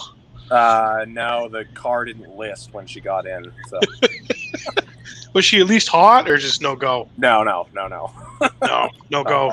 No go on this one. If she was hot, she'd be on camera, right? Yeah. It'd be like, and by the way, this is Trina. She likes liberty. Lot lizards for liberty. It's got a good ring to it. Well, Jill Stein likes environment, so she likes bonsai. She likes bonsai. She likes lot lizard. That's good shit. Yeah. So Reed, are you going to be able to make it back to New Hampshire in October for our birthday? What do you think? Probably not, man. I wish, but That's heartbreaking. it is. That's where I met you the first time when Tulsi Gabbard was at your birthday party. Yeah, I mean, I haven't really ever talked about this, but Tulsi Gabbard actually heard her husband saying a Hawaiian lullaby for my brother and I at my birthday 2 years ago, and Reed was there. Yeah, that was. My mom was there. That was the only time that I've ever introduced a politician to my mother. The only other time I ever introduced a politician to my parents, I brought my dad to see Ron Paul. I had my dad shake Ron Paul's hand, and my dad, who had a bullshit meter 100 miles away, went, "They'll never let him win. He tells the truth." Yeah. That was it. Slightly less, but 4 years ago, Rand Paul sang a Kentucky bluegrass song to them for their birthday. They don't talk about that one as much. But. To your parents? No, I was saying Rand Paul saying happy birthday to you guys in a Kentucky bluegrass birthday. Well, actually, Rand Paul dressed up like Betty Davis for my birthday 7 years ago. But you have to go on my Patreon and unlock that if you want to see that. That's $100. Rand Paul's got Betty Davis eyes. You might not know that, but he's got Betty Davis eyes. He's got legs like Sharon Stone. He's got so much liberty going on. He's got Aqua Buddha going on. Aqua Buddha bong rips. Except for he's got lips like a chicken. He's got lips like sugar. If sugar is the name of your chicken. Yes. Oh, Poultrygeist. No, we flirted with Rand. We liked him. We phone banked for him. We went and saw him. But everyone in New Hampshire was like, geez, he's not his father. You're like, yeah, you think? But he did a lot of good shit, man. When he did the good shit, I was praising him. And he got a lot of hate. I mean, I understand that. Maybe he'll run again. Who knows? If the king doesn't run, man, that opens things up for a small sliver of the libertarian Republican, but it also opens up, Nome. It opens up full ghoul. Oh, it opens up full ghoul. DeSantis, of course. What I do hope to see from the Libertarian Party is like the Mises Caucus people, basically dominating the conversation in Vegas and putting people in a position where they have to pick the best possible person from the Mises Caucus, where they can have that, like, where they can kind of debate that out and see who rises on that, because the other factions of the Libertarian Party, to me at least, either seem like they think it's 2006 or 2008 or it's like the Vermin Supreme dudes, And I love Vermin Supreme. Yeah. I do. I've been a fan of his art for a very, very, very long time, and will always support the dude's art. But like the fucking, I don't know, dude. Like the soft woke shit, it isn't gonna work. It doesn't work for the Democrats when they do it. Yeah. Has that crossover happened? The Steve Vermin Supreme episode, or no? Oh, I will. I hope one day. Yeah. See, here's the other thing, though, man. Like, I won't have people who are actively running for office on the show, so I've got to catch people when it's not like election season. But he's always running for office, so we can't get him. Well, guys, just when you thought this thing couldn't get any more based, oh god, it's about to get super based. The other horseman himself, Mr. Ryan Dawson from Japan. Ryan Dawson. Joining you fine gentlemen. Ryan Dawson tuning in from Arafat's bunker in Tunis. He died doing what he loved doing, chasing a minor. The Rittenhouse did nothing wrong. Ryan, this is Steve Poikonen. Steve, this is Ryan Dawson. How's it going, man? I'm enjoying the show. You guys are a great trio. Oh, we've been wanting to have and Steve then on Reed for a while. got in there. I was like, oh, it's like a wrestler coming in from the back, like Ryan Dawson with the chair going down. It's like I gotta get in there. I feel like the special enforcer said justice will be done. You hear that? You see that out there? See that right in the ring? That's the only place I can't get hurt is in there. That's my Mickey Rourke. Yeah. I got it. Oh man, dude, have you seen The Wrestler, Steve? I have seen The Wrestler. Dude, that's probably my favorite movie. I'm just gonna say that's probably my favorite. It's one of my favorite movies. That was a fantastic movie. Oh, I like They Live. Such a fucking trip. That's a documentary, Ryan. That's not a movie. That's true. I met Roddy Piper, man. I met Roddy Piper the year before he died, dude, and I had him sign my They Live poster. I'll put it on a future stream. I have come here to kick ass and chew bubble gum, and I'm all out of bubble gum. Did you hear the Cuomo version? I've come here to kill people in the nursing home and grab asses of state troopers, and I'm all out of nursing homes. Yeah, I'm all out of elderly. Did it go something like that? I don't know. I made that up. Yeah, it was a joke I did the other day. I saw a meme like right after that happened where it was Cuomo with like the fucking pixelated sunglasses, and it said killing grannies and slapping fannies. And I do think it's important while we're here to just remember that Andrew Cuomo murdered thousands of elderly people in New York nursing homes. Andrew Cuomo is a mass murderer, and people are upset because he grabbed a titty in '93. Cool, dude. Like, you shouldn't go randomly grab titties. That's consent. But he's Italian. I am not a pervert, Steve. I am Italian, but when I grab the titties, I put the garlic in the sauce and I stirred the gravy. So don't make a racial slur against me and Meatball Jr. Hey, man, he always wore a mask and had his underwear on when he was molesting ladies. Just like Dershowitz. Just like Dirt. It would have been great if Cuomo hired Dershowitz and his lawyer. I wouldn't even be my underwear on. Was there other rapes going on in another room in the house? Maybe. I'm sure gonna. My wife was there. She was under the massage table making a cuck video with my fucking little cockroach stick in her face. His wife wouldn't be allowed in. She's way over 12. That's true. Yeah, I got massaged by a 50-year-old Russian lady named Olga. It's like, what? Dude, did you see the picture, the Polaroids of Epstein in Russia? Dude, there ain't nobody under 13 in those Polaroids. You know, he Let's get real here. and we're getting serious all of a sudden. Peter Mervold from Microsoft, the chief tech engineer, spent 3 days in Russia with Epstein. All the little kids, yep. Yeah, it's school age. Like, there's like Polaroids of it. Like, they took it with one of those. Remember those cameras you had to drop off at the pharmacy to develop? Like your black and yellow Kodak. Yep. Yeah. Right, yep. Hey Reed, when are you going to start the Instagram page for your mustache, man? The fans are wondering. So, I'm Tom Tucker. so I don't run the Reed's Mustache Twitter page. It's somebody else. The fan runs that. So. Yeah, Fire Pixie said they'd moderate the pitch. So there actually is already a page? Is there? I don't know. There is now. I would be You said it. surprised. God. Reed's mustache. That's fantastic. Yeah, Work that into the the stream joke. just went from fucking super based to mega supernova based. The Jacqueline Radio being taken You got down. to be careful with those words now. You can't say certain words. We talked about that Triggering with the Steve FBI. earlier. Yeah. Did you talk about the cucked normies already? That aren't Just based? play my anti-Antifa speech and they'll fucking shit themselves. Oh. They were on the run yesterday. What did he die doing, Ryan? Skater die? You gotta do what you love, chasing underage. Chasing a minor? No, Joseph Rosenbaum died doing what he loved, chasing a minor, because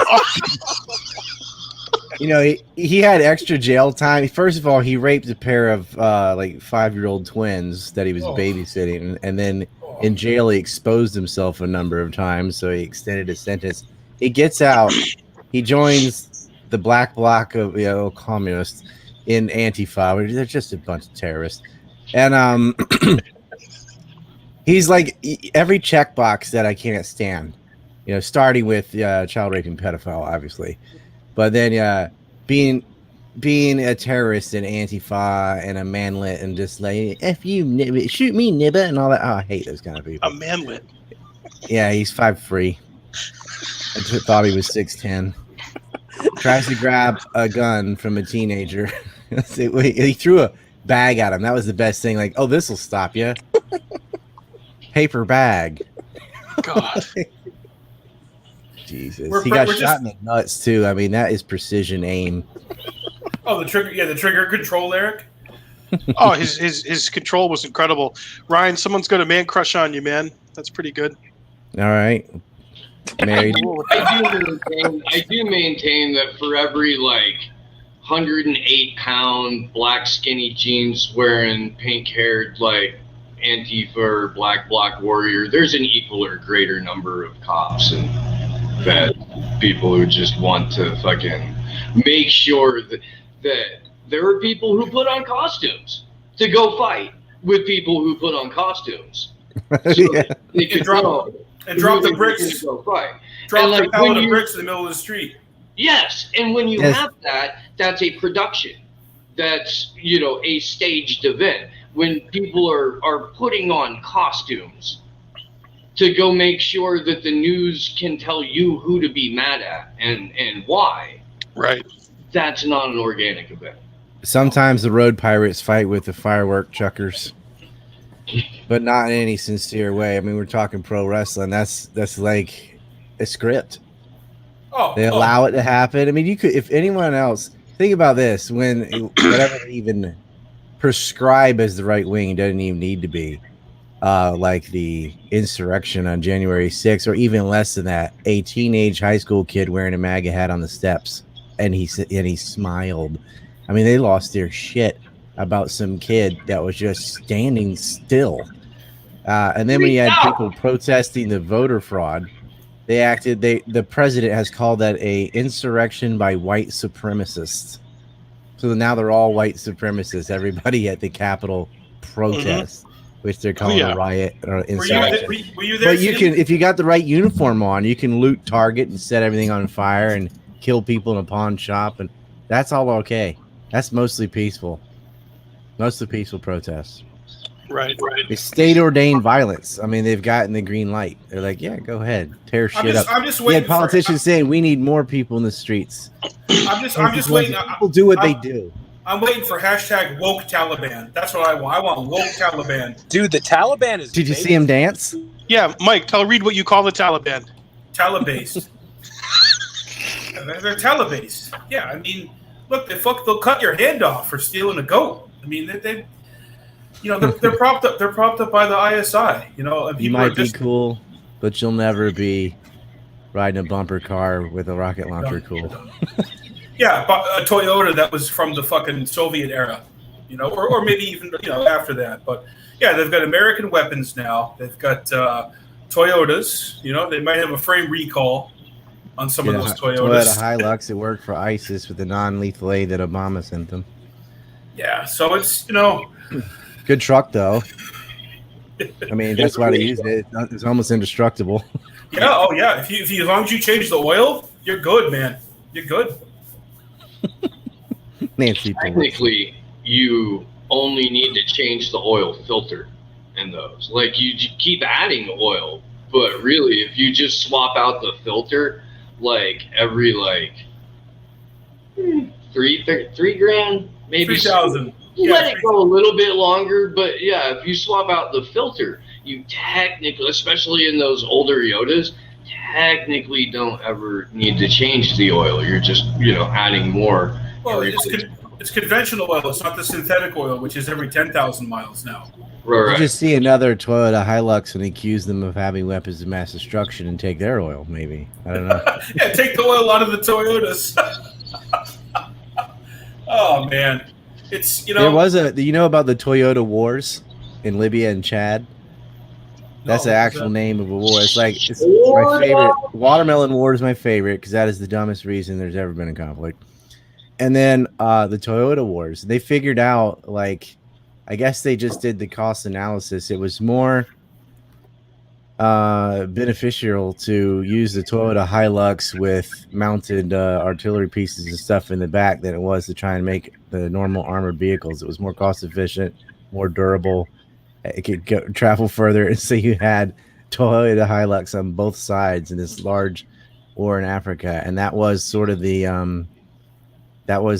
cavalry. I mean, that was your mounted troops. It was pickup trucks, souped up with weapons, obviously, but they just converted pickup trucks into tanks and armored vehicles. It's called the Toyota Wars. Almost as good as Killdozer, but not quite. Oh, tread on them. Yeah, exactly. So if you're Car Wars.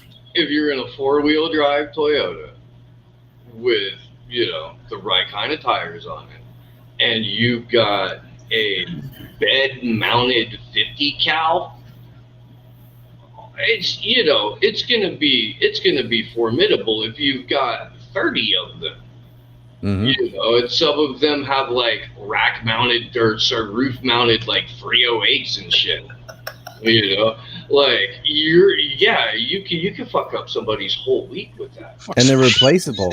You can drive right across the border with that. They're not illegal. You get a new frame. We'll give you a new frame. It's under the frame recall. So we were talking about 9/11 earlier, Ryan, of course, as we always do. And I just watched a really great documentary called The Outsider, which is all about the fight at the 9/11 Memorial Museum, which I didn't realize. Most of that was funded by Mike Bloomberg, by the way. A lot of people don't know that and understand that. They got chased out of there. They did not want the family members' perspective, the survivors, or the 9/11 Truth Movement having any part of that. And they played politics with the whole thing. And one of the guys they had on there who was kind of a dissenter, he was there when 9/11 happened in his shop, putting up photos of the day and having people come. They had this kind of organic installation and photo memorial. And he really was an outsider. He had no experience being a patron of the arts. A board member, a pre-approved board member. He's kind of like a punk rock Hunter type Biden, he's an artist. He's like the new Picasso. He didn't cut his ear off; he cut his crack off. But so they had him in this documentary, The Outsider. I think it's very much worth watching, and it just tells the story of how political that was.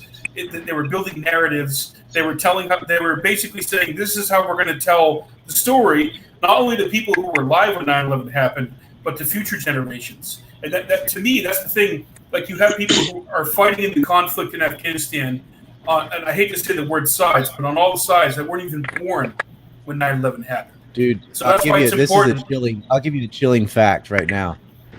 One of the kids that George Bush was reading My Pet Goat to served in Afghanistan. Whoa. That's I remember weird and true. I remember seeing the first articles in like Washington Post. It was supposed to be a feel-good article about fathers and sons serving in the same unit in Afghanistan. And like, that is one of the saddest things to me, because that if a war has a legacy that lasts longer than most fathers, you know, and if you're, you know, Danny Sherson is a good friend of mine, the skeptical vet, writes for Anti-War a lot. Fantastic. I like Danny. He's a great. Yeah, he's great. He does great work. He was telling me that at least in his unit, and he led a cavalry division, it was primarily poor white kids from shit kicker towns in the South where there was a history of a military tradition. Like, that's where the poverty draft hit hardest, was in the rural South and in major cities. So you'll get a lot of Mexican kids from like New York or LA or Boston or something like that want to get the fuck out of the city that they're in. And he goes, half of these kids were like, hey man, it's the only way I was ever going to afford to travel, and well, I'm okay with shooting people. And like, that's why they were there.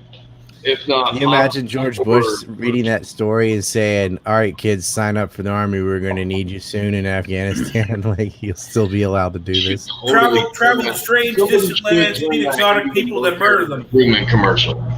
Somebody should take like the last couple of minutes of My Pet Goat and like splice it. Just zoom in on the kids and be like, Afghanistan.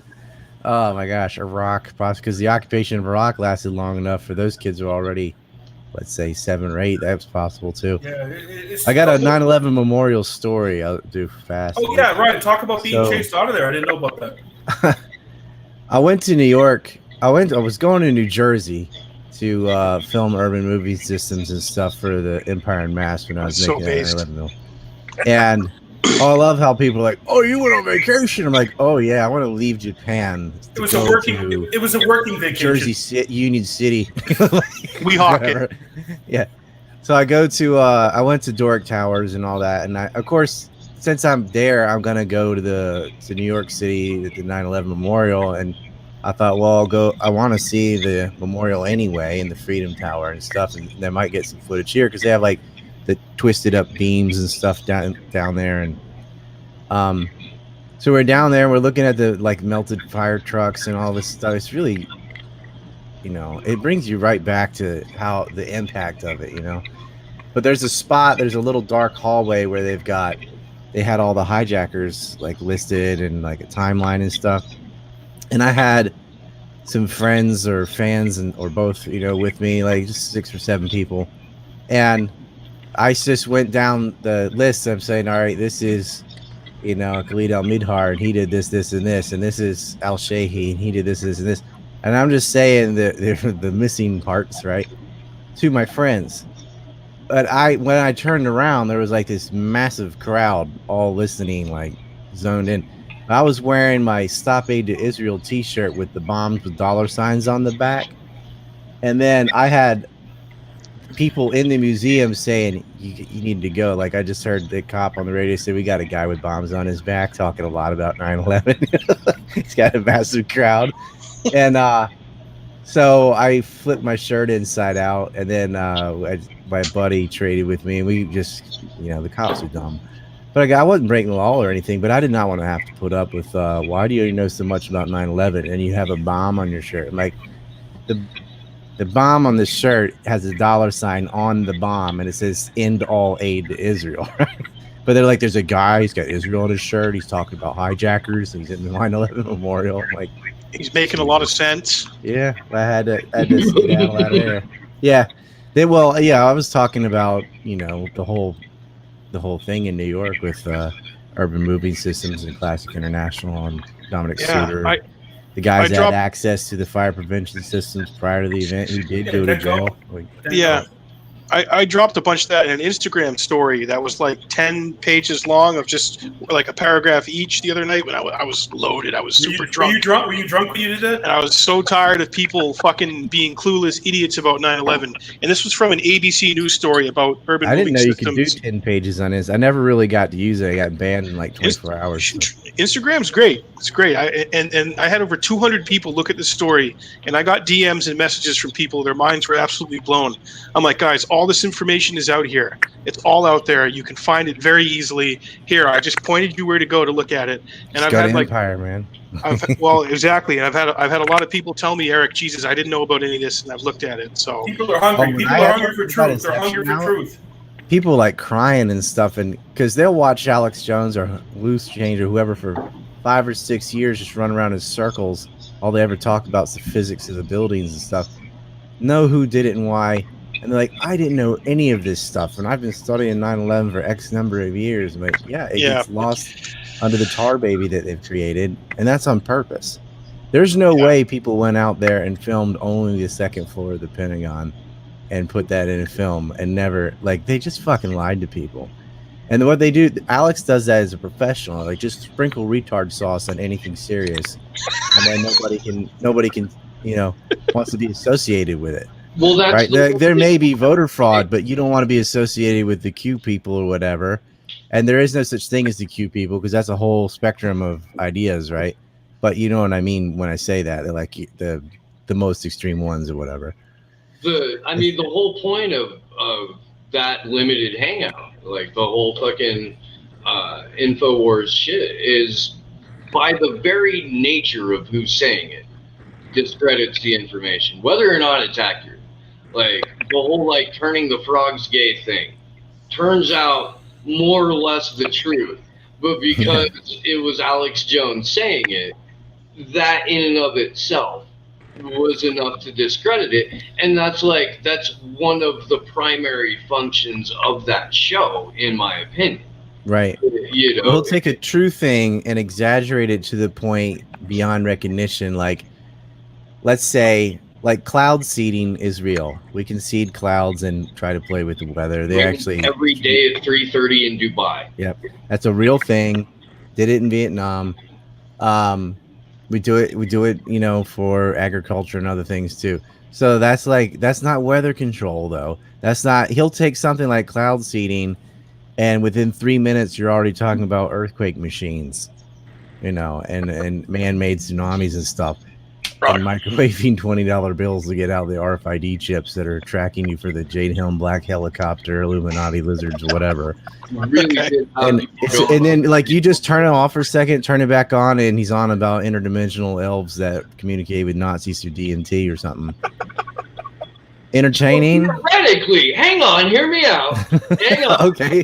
Theoretically, if Nazis did DMT, they would experience contact with the mechanical elves. So it's not all the way out of the pocket. To build a gate to open the path to hell to release Satan. I don't know if in the context of a Hillary Clinton State Department speech would be, the avenue by which you would transition immediately to interdimensional elves and Nazis. But it's not my show. Demons. Folks, but that's what he'll do. All we know is Hillary Clinton's down there commenting how much on Podesta and Margaret Sanger they're slushing up babies. They're drinking baby smoothies. I got all the documents on this stuff, folks. This is explosive stuff. That's what Reed's doing out in Colorado right now. He's doing a fresh shipment of baby smoothies. Yeah, I'll do all this work on Jeffrey Epstein and connecting all these dots, and then someone's screaming over my shoulder about adrenochrome and stuff. I'm like, damn it. There's not a good way to fight someone that's like, oh, I agree with you, and crazy. It just it's guilt by association, and then you get othered on that. Like, oh, do you think the moon landing's fake and Elvis is still alive and blah blah blah. They name any conspiracy they've ever heard of. I said, did I talk about any of that stuff? No. It doesn't matter though, and that's what they did to 9/11. Like, there was a huge public interest from just eyeballing it and just being suspicious and like, why did we attack Afghanistan if a bunch of Saudi nationals just were physically there for training? But why did you make a new government and so we can guard the opium or whatever? And then going into Iraq was even dumber. That's like after Pearl Harbor, we invade Mexico. So people were like very suspicious of the government. And then it turned out all the claims about WMDs were bullshit. So they want to know about 9/11. But where the first thing you see when you Google it is there's a bomb in every window and there were holograms and then you lost it, man. And you got to prove you're not a kook before you can even start in on the issue. Like you're already on the defense. Whereas if they were out of the way, it would be more like Iraq. Like everybody knows there were no WMDs and there's no question about it. That conspiracy fell apart, right? Yeah, but Ryan, they lied. The neocons did it. That's very well known. But with 9/11, you can't get the truth out because it's covered in crazy sauce. Yeah, Ryan, the U.S. government didn't start lying until after 9/11. Everything right. That was exactly. And elections weren't rigged until 2000, and then they stopped being rigged after the 2020 primary. Right. And then maybe in 2022, maybe they'll pick it up again. But we know for certain that last November was the freest and fairest and most secure election to have ever electioned before. And anyone who says different is literally a terrorist. Well, Joe Biden said differently. He said we have the greatest voter fraud in history. Come on, man.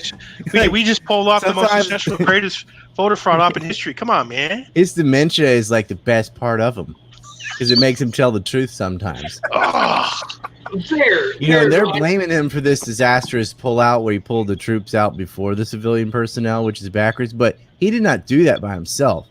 All those assholes and all those intelligence people, the Milli Vanilli and the rest of them were feeding him this bullshit information and saying, oh, don't worry, the forces we've been pretending to train for the last 20 years will hold the fort.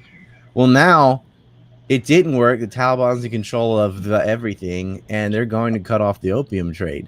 So that's a good thing. And I'm not saying he did it on purpose. He did the right thing for the wrong reason. They thought they'd be able to maintain the status quo with their proxy force. And then they can't. But that's it's good. And he was personally affected by the opioid crisis. Look at his children. So you think they really thought that would hold? You don't think that they were just like, and then? Well, when you say they, like there were people that obviously knew better, but they weren't being listened to. It's just like George Bush. Like there were people in the intelligence community, Paul Pillar and people like that, saying, "This is a lie. They don't have this," But it was the Office of Special Plans that was cherry picking, and that's who had his ear. It was the Feith and Pearl and Weekly Standard and Peanut crap and Bush. He was just looking to how to get into Iraq, because the Israelis wanted that, and he's like, "Find me an excuse." And with Biden too, they're like, "Tell him what he wants to hear. Tell him, don't worry, we won't have Americans in there anymore. We'll have a proxy force like in Syria or whatever, and they'll do all the dirty deeds, like in Libya."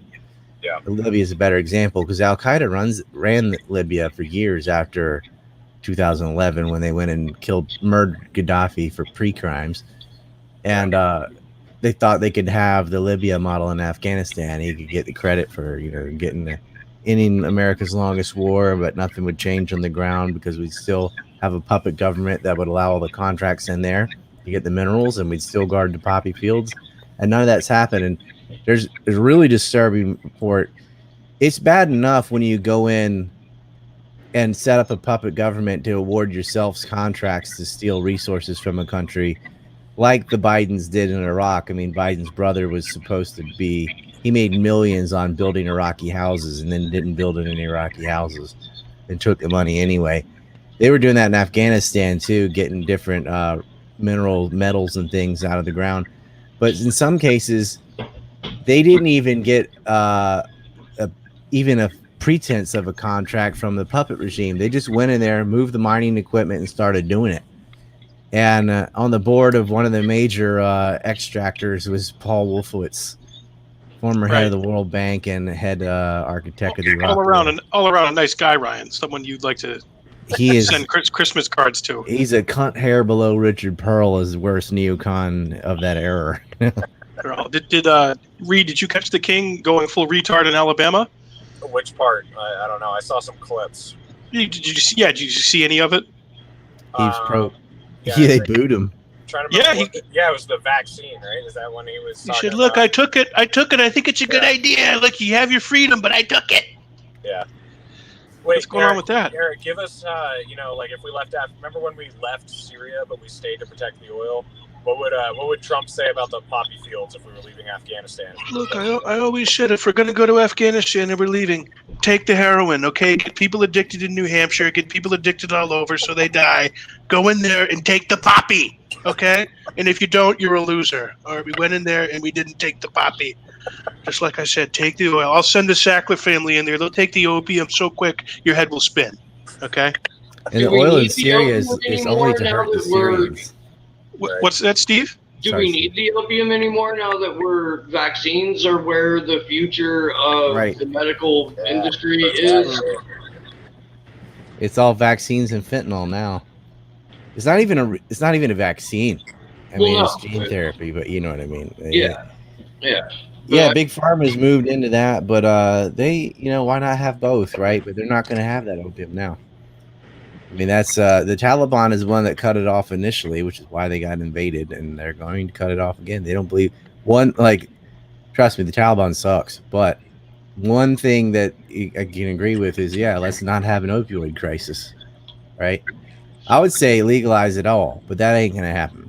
So I don't want the CIA making massive black budgets. That's how they pay terrorists. They get a massive black budget that's off the books from narco traffic, and they've been doing that since their inception. They did it in Iran-Contra. They did it during the Banana Wars when they were the OSS, and they did it, or the Federal Bureau of Narcotics before that. They did it in Vietnam, and they're doing it in Afghanistan. I've always said take the oil. Eric, I was wondering if you and Mike were talking about what you're going to do now that your channel's going to get nuked because you got all of it. Yeah. This thing just went totally off the rails. Now we'll be fine. I think we've been pretty good tonight. No, I think Mike just went for. I said Palestinians are people too. That's anti-Semitic according to YouTube. Yeah, you can't say that. It's hate speech. You definitely can't say that. I took a screenshot of that because I was like, Palestinians are people too is hate speech, and the one with Tamimi that slapped that soldier was advocating violence. I wasn't even advocating, I was explaining it. I laughed a lot because it's a hilarious story that a 16-year-old slapping a soldier who is illegally on her property and had already killed her uncle and arrested her cousin who had a broken arm. But whatever. They put her in prison too. They put her in a child jail for months. Sickening, man. Eric, I'm flying to Cape Cod next weekend, and so I'm going to find out if I'm on the no-fly list. Every time I buy a ticket, I'm like, okay, is this going to be it yet? I'm not sure. No, I exact same. And my flights have been fucked with so much over the last 2 years. And just flying back from, flying to DC last time. I got off, I was going to board. They're like, oh, hey, flight's oversold, you're bumped. Go over to this, go to this desk and, go get on the list for next flight out. And by the time I had gotten over there, I had gone from your flight was bumped to this says you missed your plane, so we have to put you at the bottom of the standby list. And it quite literally took hours and 7 people who worked for United Airlines before we finally tracked down the original bitch who was the one who told me that the flight was oversold. Finally, when they got a hold of her, they were like, oh, okay, sorry, we'll move you up. But I mean, Did you see the new wall? That's crazy. On a plane, I get nervous when I don't get pulled out of security or their flight takes off on time. I'm like, oh shit, what's gonna happen? I'm always randomly selected. I just expect it. Randomly. Yeah, every time. I tell the people behind me, so I'm like, watch this, I'm gonna get randomly selected, and it's every fucking time. He's definitely way too based to fly commercial, Reed, isn't he? Yeah. I just kind of picture him coming in a Black Hawk or something.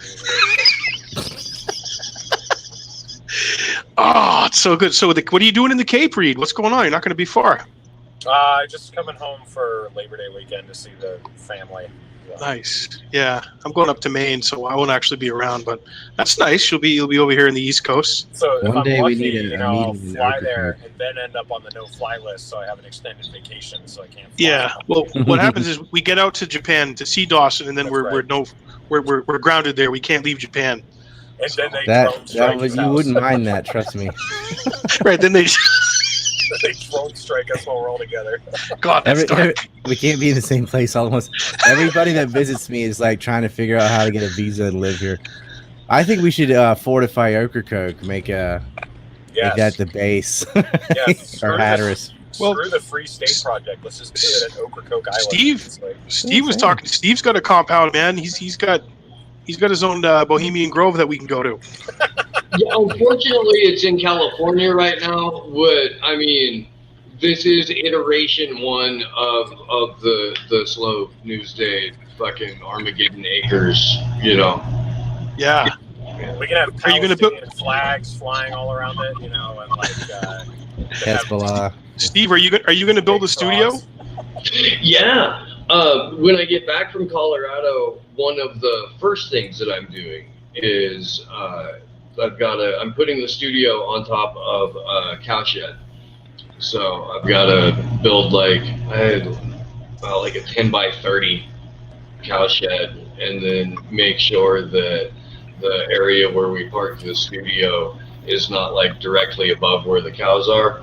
And then we have the interesting task of like animal smell proofing a recording studio from below it up and around. And I was just talking to a guy that I used to live in the same town with. He moved up to Fort Collins. I'm in, Denver. So I was like, hey, dude, let's hang out. Drove up to Fort Collins last night. And he gave me some ideas on how to do that. Fast forward to, yes, absolutely, building a recording studio. And if anyone knows where to get studio glass, like actual studio glass, holla at your boy. Yeah, we put that out there. Maybe in the desert. Probably got somebody on our Get that glass in the Telegram. desert. Well, Yeah. somebody told me Vegas would be a good place to look, and I've got friends that are moving out there, and I'm definitely going to go. There's a couple of people I need to go see out there. But yeah, if anybody knows. Yeah, well, we've been, we'll put that out there, Steve. We've been going over 2 hours now, so I'll just go around and give everyone their final thoughts and their plugs and what they're working on and where to find them. And we'll start with you. Smell proofing. Why don't you ask Congress how they did it? They wrapped it in I don't mustard. know if propaganda is going to work for the actual cows. I mean, you can smell Antifa from further away. Oh, That's true. incredible. It's true. Like hashtag skater die. I know. I just wanted to ask. So Yeah. I know, obviously Philip K. Dick and Ridley Scott, a lot of the futuristic sci-fi stuff. What do you guys think about Blade Runner? That's a film. The last scene of the film where Rutger Hauer's character, Roy Batty, saves Harrison Ford, the Deckard character, and gives him a little spiel on humanity. What do you guys think about that? If you've seen it, Never saw it. Oh, dude, it's been a very long time, but I'm gonna watch it. all right. So I want all the libertarians. I want all the liberals. I want all the conservatives. I want everybody. I want everybody to go watch Blade Runner. I think everybody should go watch Blade Runner. And that last scene where Rutger Hauer's character has been at war with Harrison Ford's character the entire movie, chasing each other, fighting each other. People have died. The very last scene, they make peace, and I think that's indicative of really how it's got to be in our world if we're ever going to have any semblance of hope of not destroying each other. I really want to watch it now that I know what happens. Oh shit! Well, that's a good thing. That's a good thing, Dawson. There's No, four I'm different- serious. Now that actually sounds interesting because There's I four wasn't different. gonna Well, watch there's it. 4 different versions of the film. But All right. basically, yeah. Tell us the other 3 endings. They're similar. No, I think you guys would really like Blade Runner. They made a sequel, which wasn't as good. But yes, That's Mike's homework. Yeah, and you know, I studied film in college. I've always been a film guy. Certainly, there's a lot of parables and a lot to be drawn from certain films. Big Trouble in Little China, best film ever made.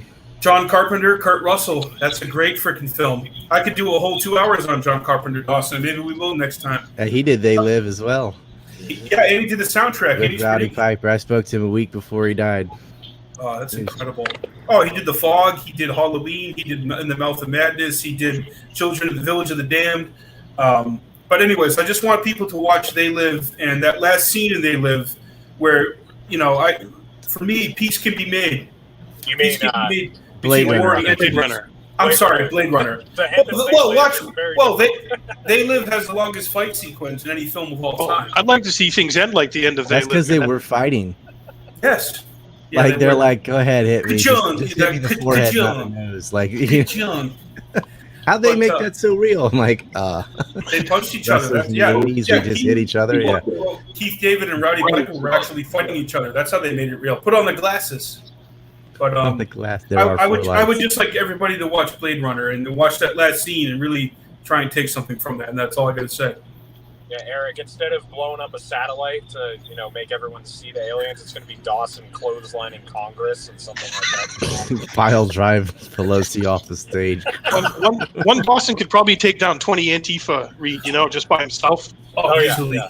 That's only 20 punches. That's nothing. Like, those people are so decrepit and fucked up looking. It's like, how sore are they, a right? band of losers that get attracted to these slave mentality ideologies. They're just out there to take it all down.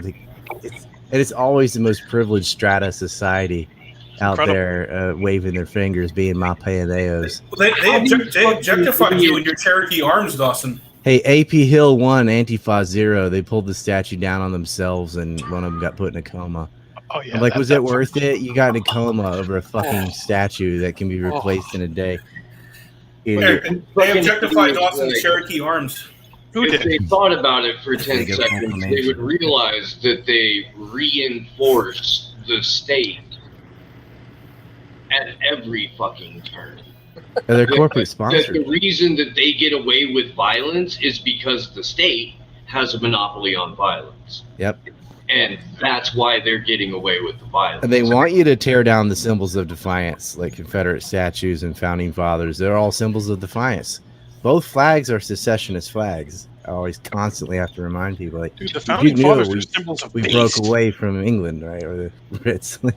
Oh, the founding fathers, like, over a Stamp Act, over way less than the bullshit that's out today, they took up arms. Wait, you don't think George Washington would be upset about COVID mandates? You don't think he'd say something? Yeah. Paul Revere should wear a mask.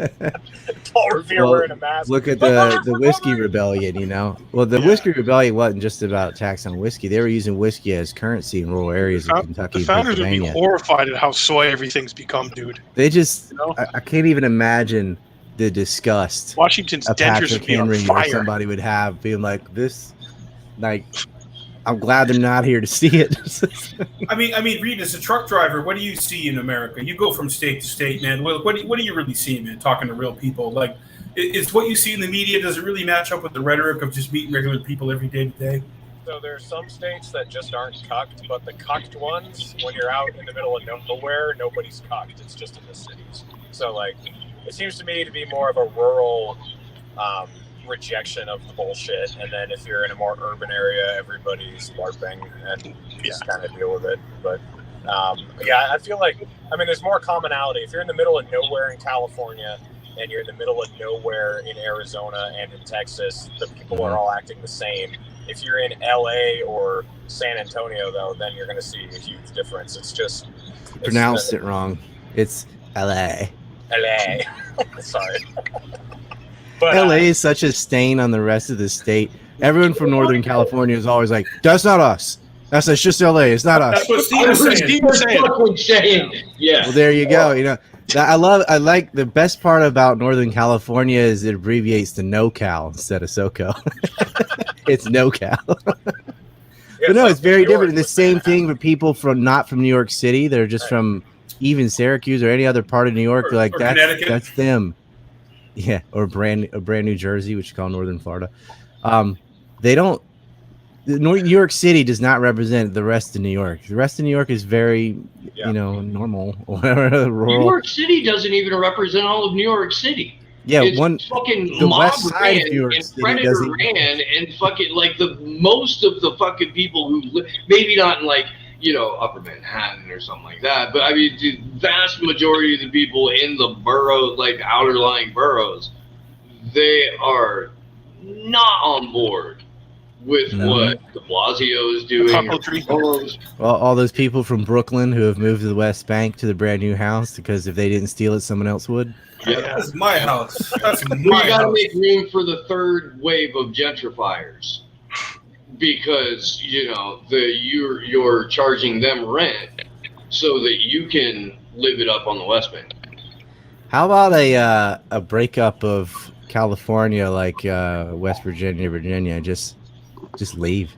If it's not the hedge fund dude's plan, where it's 6 Californias and they're all stupid, like I'm into it. Gerrymander to get worse. I am. I like the state of Jefferson map that goes all the way up into like Washington State, man. I was in the Santa Cruz Mountains. I'm now in southern Humboldt. Like there's a reason why I keep going to California mountain towns is because the cities are retarded. They like full bore. And they got scat apps in San Francisco.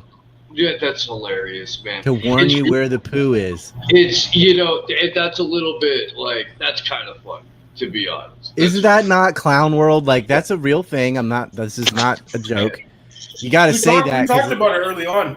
Dude, people that live outside the United States, like, oh, that's funny. No. That's a real thing. I mean, so yeah, it is. It's not as bad as people say. Like, there's not like just rivers of shit running through the streets of San Francisco. It's not. Not yet.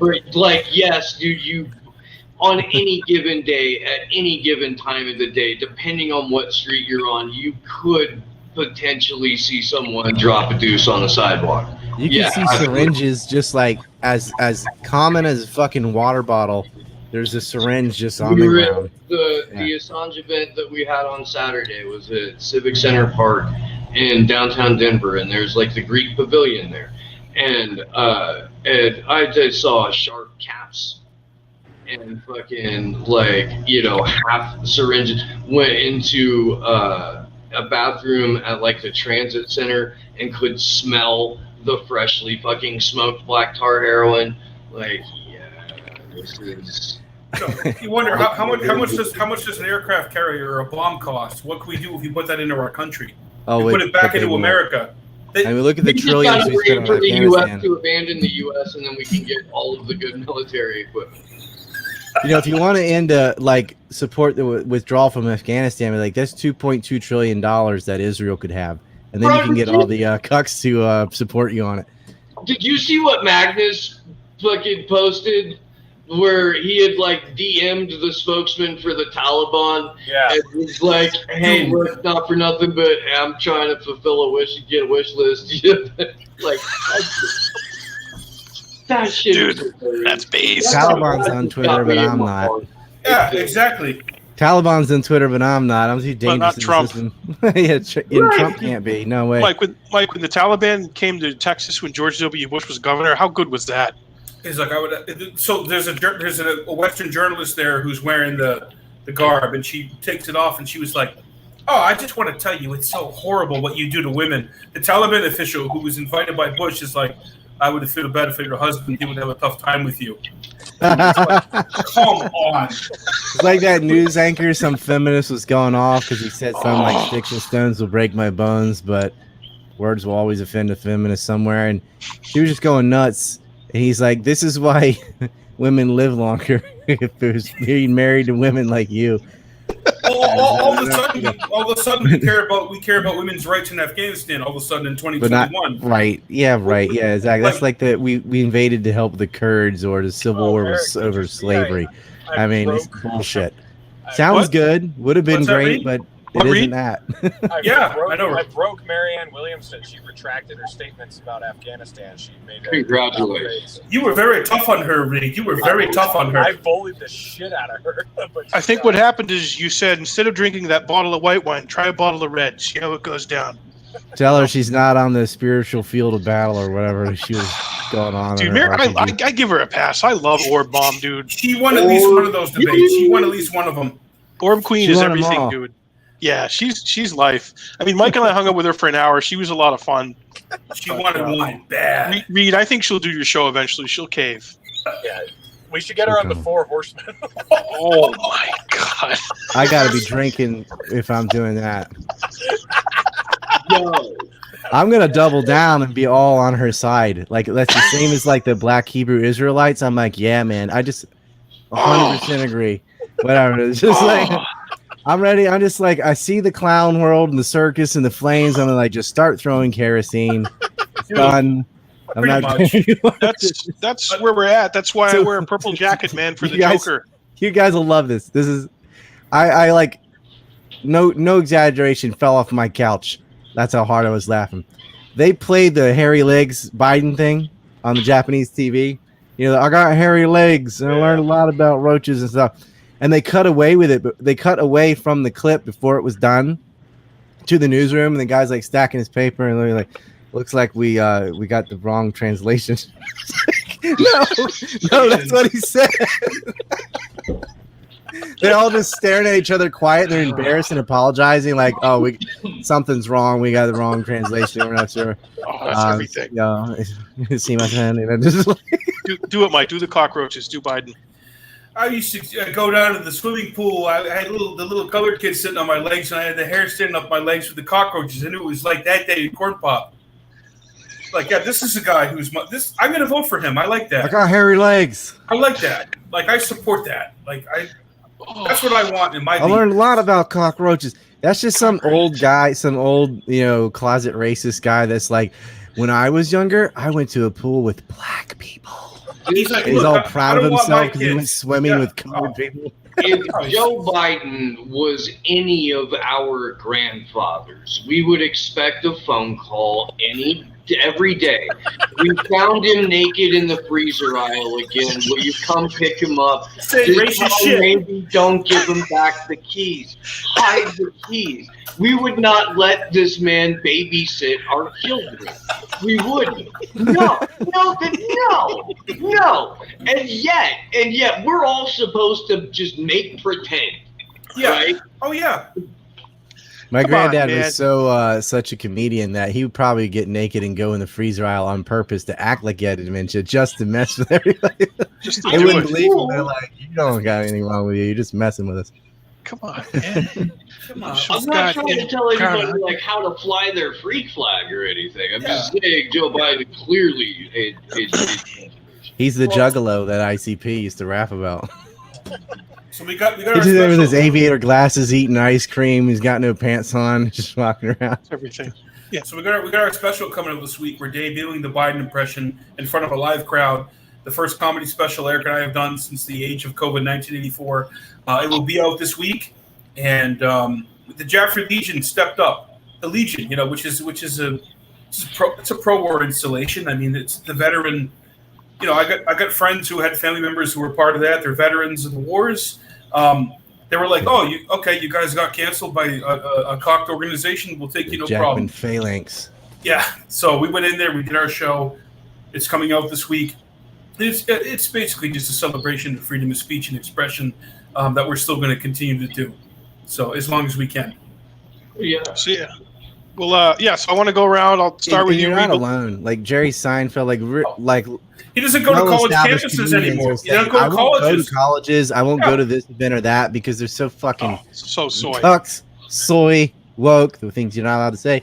They're manlets, Ryan. You can't joke about anything. We're canceled. Yeah. So we'll start with you, Reed. Just final thoughts where people can find you. We'll end with you, Steve, because you are our guest of honor tonight. So go ahead, Reed. Yeah, thanks for throwing me on here last minute. I'm past the point of worrying about being canceled, and I actually enjoy it now. So I welcome it. But yeah, my show's The Naturalist Capitalist on YouTube. I'm gonna have Peter Schiff on Saturday, so that's pretty exciting. Go subscribe there. It's going to be awesome. Ryan? That is awesome. I haven't talked to Peter in a while. Tell him hello for me. Hope he remembers me. Yeah, I guess I'm the king of canceled. I did a little video of it the other day. It was like 28 different platforms. Jesus. Been given the smallpox blanket over. And so I have a Telegram and an Odyssey and a BitChute. I'm on all like the real alternative media because I'm not allowed on anything else. I do have a backup YouTube channel, but I don't really promote it because they're just gonna we don't want to draw that kind of heat, man. Mm-hmm. But I come on Four Horsemen on Reed's show or channel. It's all of our show, I guess. But and find shows like this, Jackman Radio, and you guys got my support. And they'll cancel you, but we'll get you more followers. And it's just we're gonna like if I'm okay, everyone's okay because I can't use anything, and I'm still able to make a living. So right, it's all good. ANC Report is my website. That's where all the main shit is. Stands for anti-neocon. Yep, anti-neocons. ANCreport.com, and I'll stay out of small airplanes. Exactly. Mike, your final thoughts?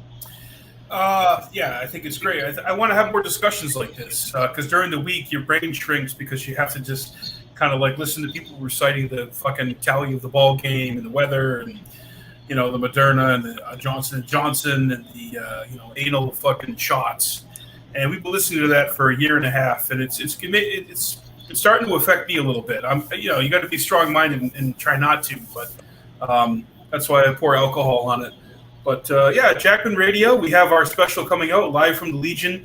Freedom of speech is in fact alive and well in New Hampshire. And we mean that to our core, and we will continue to do that. We'll have more specials, and we're going to just keep doing our thing. The only one who's going to tell me I'm done doing my thing is you people. Ric Flair, Randy the Ram. That's it. I love it. And Mr. Steve Poikonen, thanks for being the guest of honor tonight, man. I was so happy to finally get you on the show. I'm a huge fan of what you do. Everybody go and subscribe to him. Slow News Day. Follow him on Twitter. Subscribe to him on Steve's the YouTube. first Four Horsemen because we actually have the Four Horsemen right now. He's the first real Four Horsemen guest. That's true. That's true. I was the first. This turned into kind of a Four Horsemen thing. But Steve, give us some of the best work on Julian Assange and keep fucking doing that, man. Yes, I go to Steve for everything Julian Assange. So Steve, give us your final thoughts and where people can find you. So first, man, just thank you. This has been hella fun and fantastic to have the drop-ins from Reed and Ryan. And Reed, I'm not kidding. Like I'm crazy, dude. I'll drive 60 miles in fucking half an hour. We gotta walk a little dog. She just got a golden doodle, and just saying it makes me want to kick my own ass.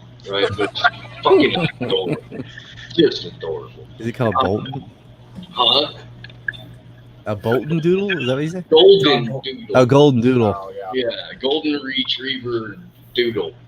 I heard kick ass, and I just thought kicking Bolton's ass. It just, I don't know, wishful thinking. I mean, no, that's fair. That's fair.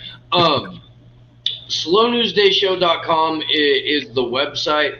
I do recommend following the show on Rockfin, rockfin.com/SlowNewsDay. Free to sign up, free to make an account. If you dig what we do, you can throw $10 a month at the channel and get everybody's paywalled content. We don't really do a lot of paywall content, but other people do, and it's certainly worth watching. The fuck else? AnonymousWorldwide.com. I co-host Anonymous Bites Back at least once a week with a number of individuals who are way less into announcing who they are. Big thanks to everybody. I'm going to be talking to Jared Beck, the attorney who brought forth the DNC fraud lawsuit. He will be back on the show this Sunday. Richard Gage from Architects and Engineers for 9/11 Truth. The following week, got some questions for Richard Gage. And yeah, cool shit going on. I'm in Denver for another 7 days. If you are, let me know. We can hang out. And yeah, thank you, gentlemen. It's been wonderful. Yeah, Thank you, this is Steve. a lot of Appreciate fun. it. Yeah, thanks for coming on and your time, Steve. I really appreciate it. And yeah, everybody, please follow everyone here. It's the only way we keep this stuff going, man. It's word of mouth. It's organic. We don't have intelligence agencies behind us. We don't have pharmaceutical companies. We don't have the war machine behind us. We just have the truth and our passion and our humor and our love. So we love to share it with you, and we appreciate all your support. And if you haven't, click subscribe there to Jackman Radio. And of course, we will be bringing you more stuff in the coming days and weeks. Another 4 Horsemen next month. So always good stuff. So thanks for tuning in, everybody. Love you all. Be good. Peace. Oh, yeah. Peace and love. Peace out. Peace and love.